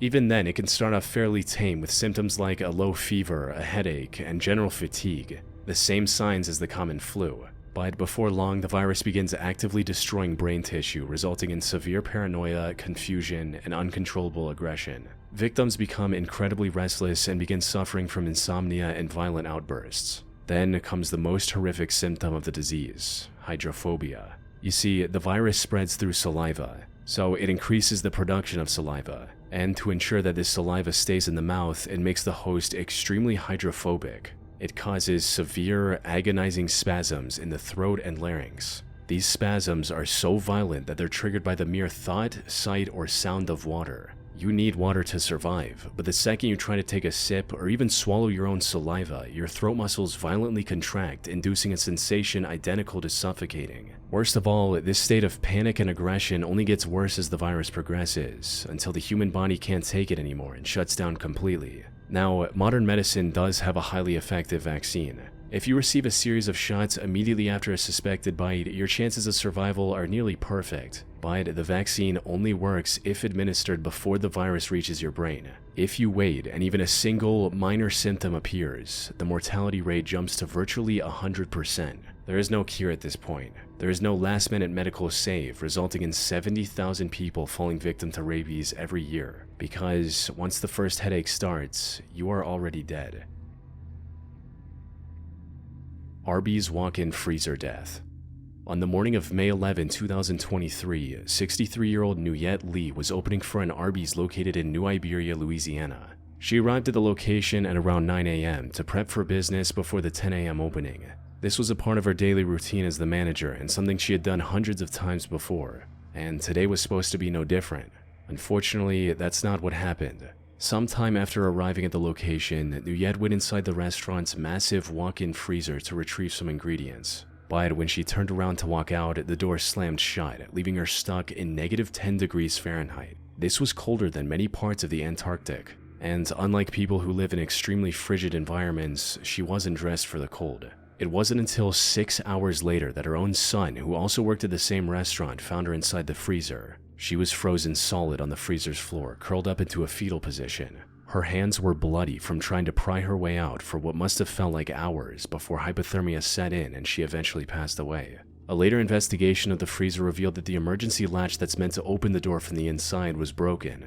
She had also been working as the manager of an Arby's in Houston, Texas for several years, but was assigned a temporary position at the Louisiana location in February. So there's a good chance she didn't even know about the malfunctioning latch. These industrial walk-in freezers also have extremely thick walls, so no one could hear her cries for help either, leaving her to die alone in the dark, cold room. Sadly, Nuyet's case is only one of 60 similar cases that happen every year, where people get stuck inside a walk-in freezer and by the time someone notices, it's already too late. From the moment they become trapped until their final breath, people experience what can only be described as pure torture. It starts with their body quickly losing heat due to the extreme cold temperature. The frigid air makes it painful to breathe, and even the thin liquid layer on the eyes starts to freeze. This is followed by hypothermia, during which the body constricts blood vessels, raises the heart rate, and begins to shiver uncontrollably to generate heat. The lack of blood flow to the extremities can also lead to frostbite on fingers and toes, as the cells in those regions begin to die out. Near the final stages of hypothermia, the brain starts to malfunction, causing hallucinations, delirium, and extreme dizziness. By this point, the chances of survival are nearly zero, as the person begins to lose their sense of self before eventually passing away. The Gollum Cave Incident.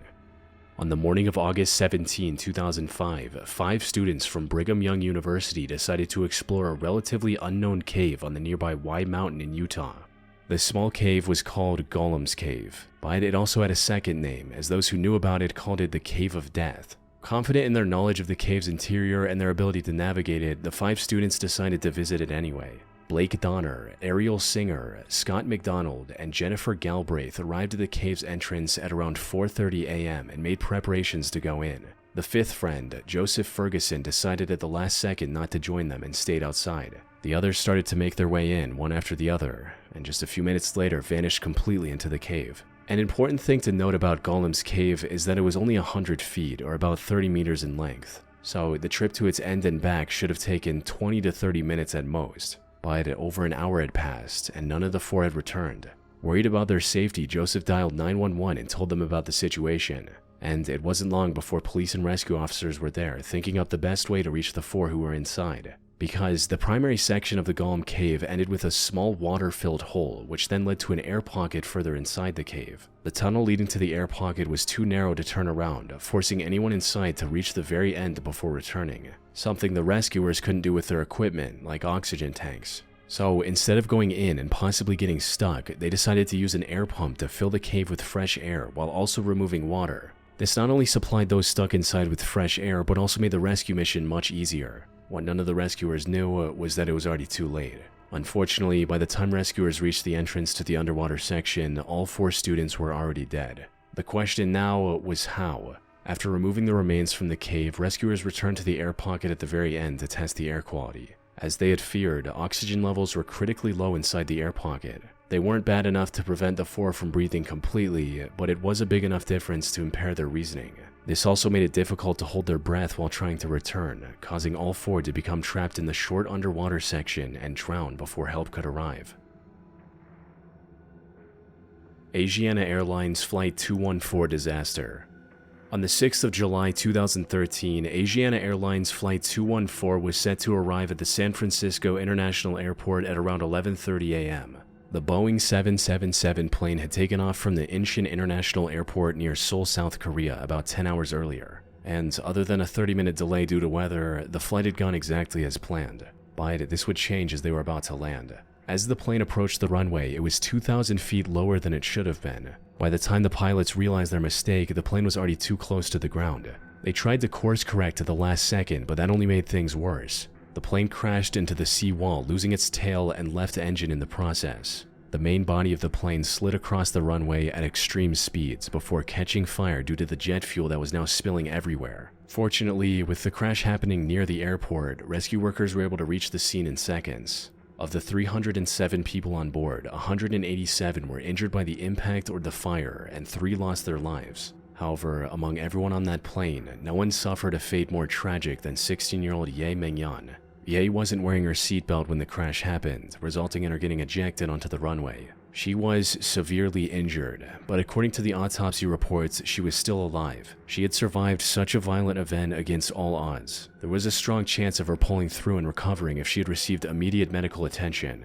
It's unclear if she was conscious at the time, but if she was, seeing rescuers arrive just seconds after the crash would have been a tremendous relief. However, the very people meant to save her life would end up taking it instead. Not long after the crash, Ye was tragically run over by 2 separate fire trucks as they maneuvered around the wreckage to extinguish the fires. Footage from the incident showed a firefighter directing the trucks away from Ye. Unfortunately, in the chaos of the rescue, no one thought to check her vitals and assumed that she had already passed away. Whoa, stop. There's a body right there, right in front of you. This led to rescuers ignoring her and focusing on the fire and the other victims. One of the fire trucks also ended up covering her with fire-resistant foam, making her even harder to spot, which ultimately led to 2 different drivers failing to see her on the ground and running her over, removing any chance she had of surviving the crash.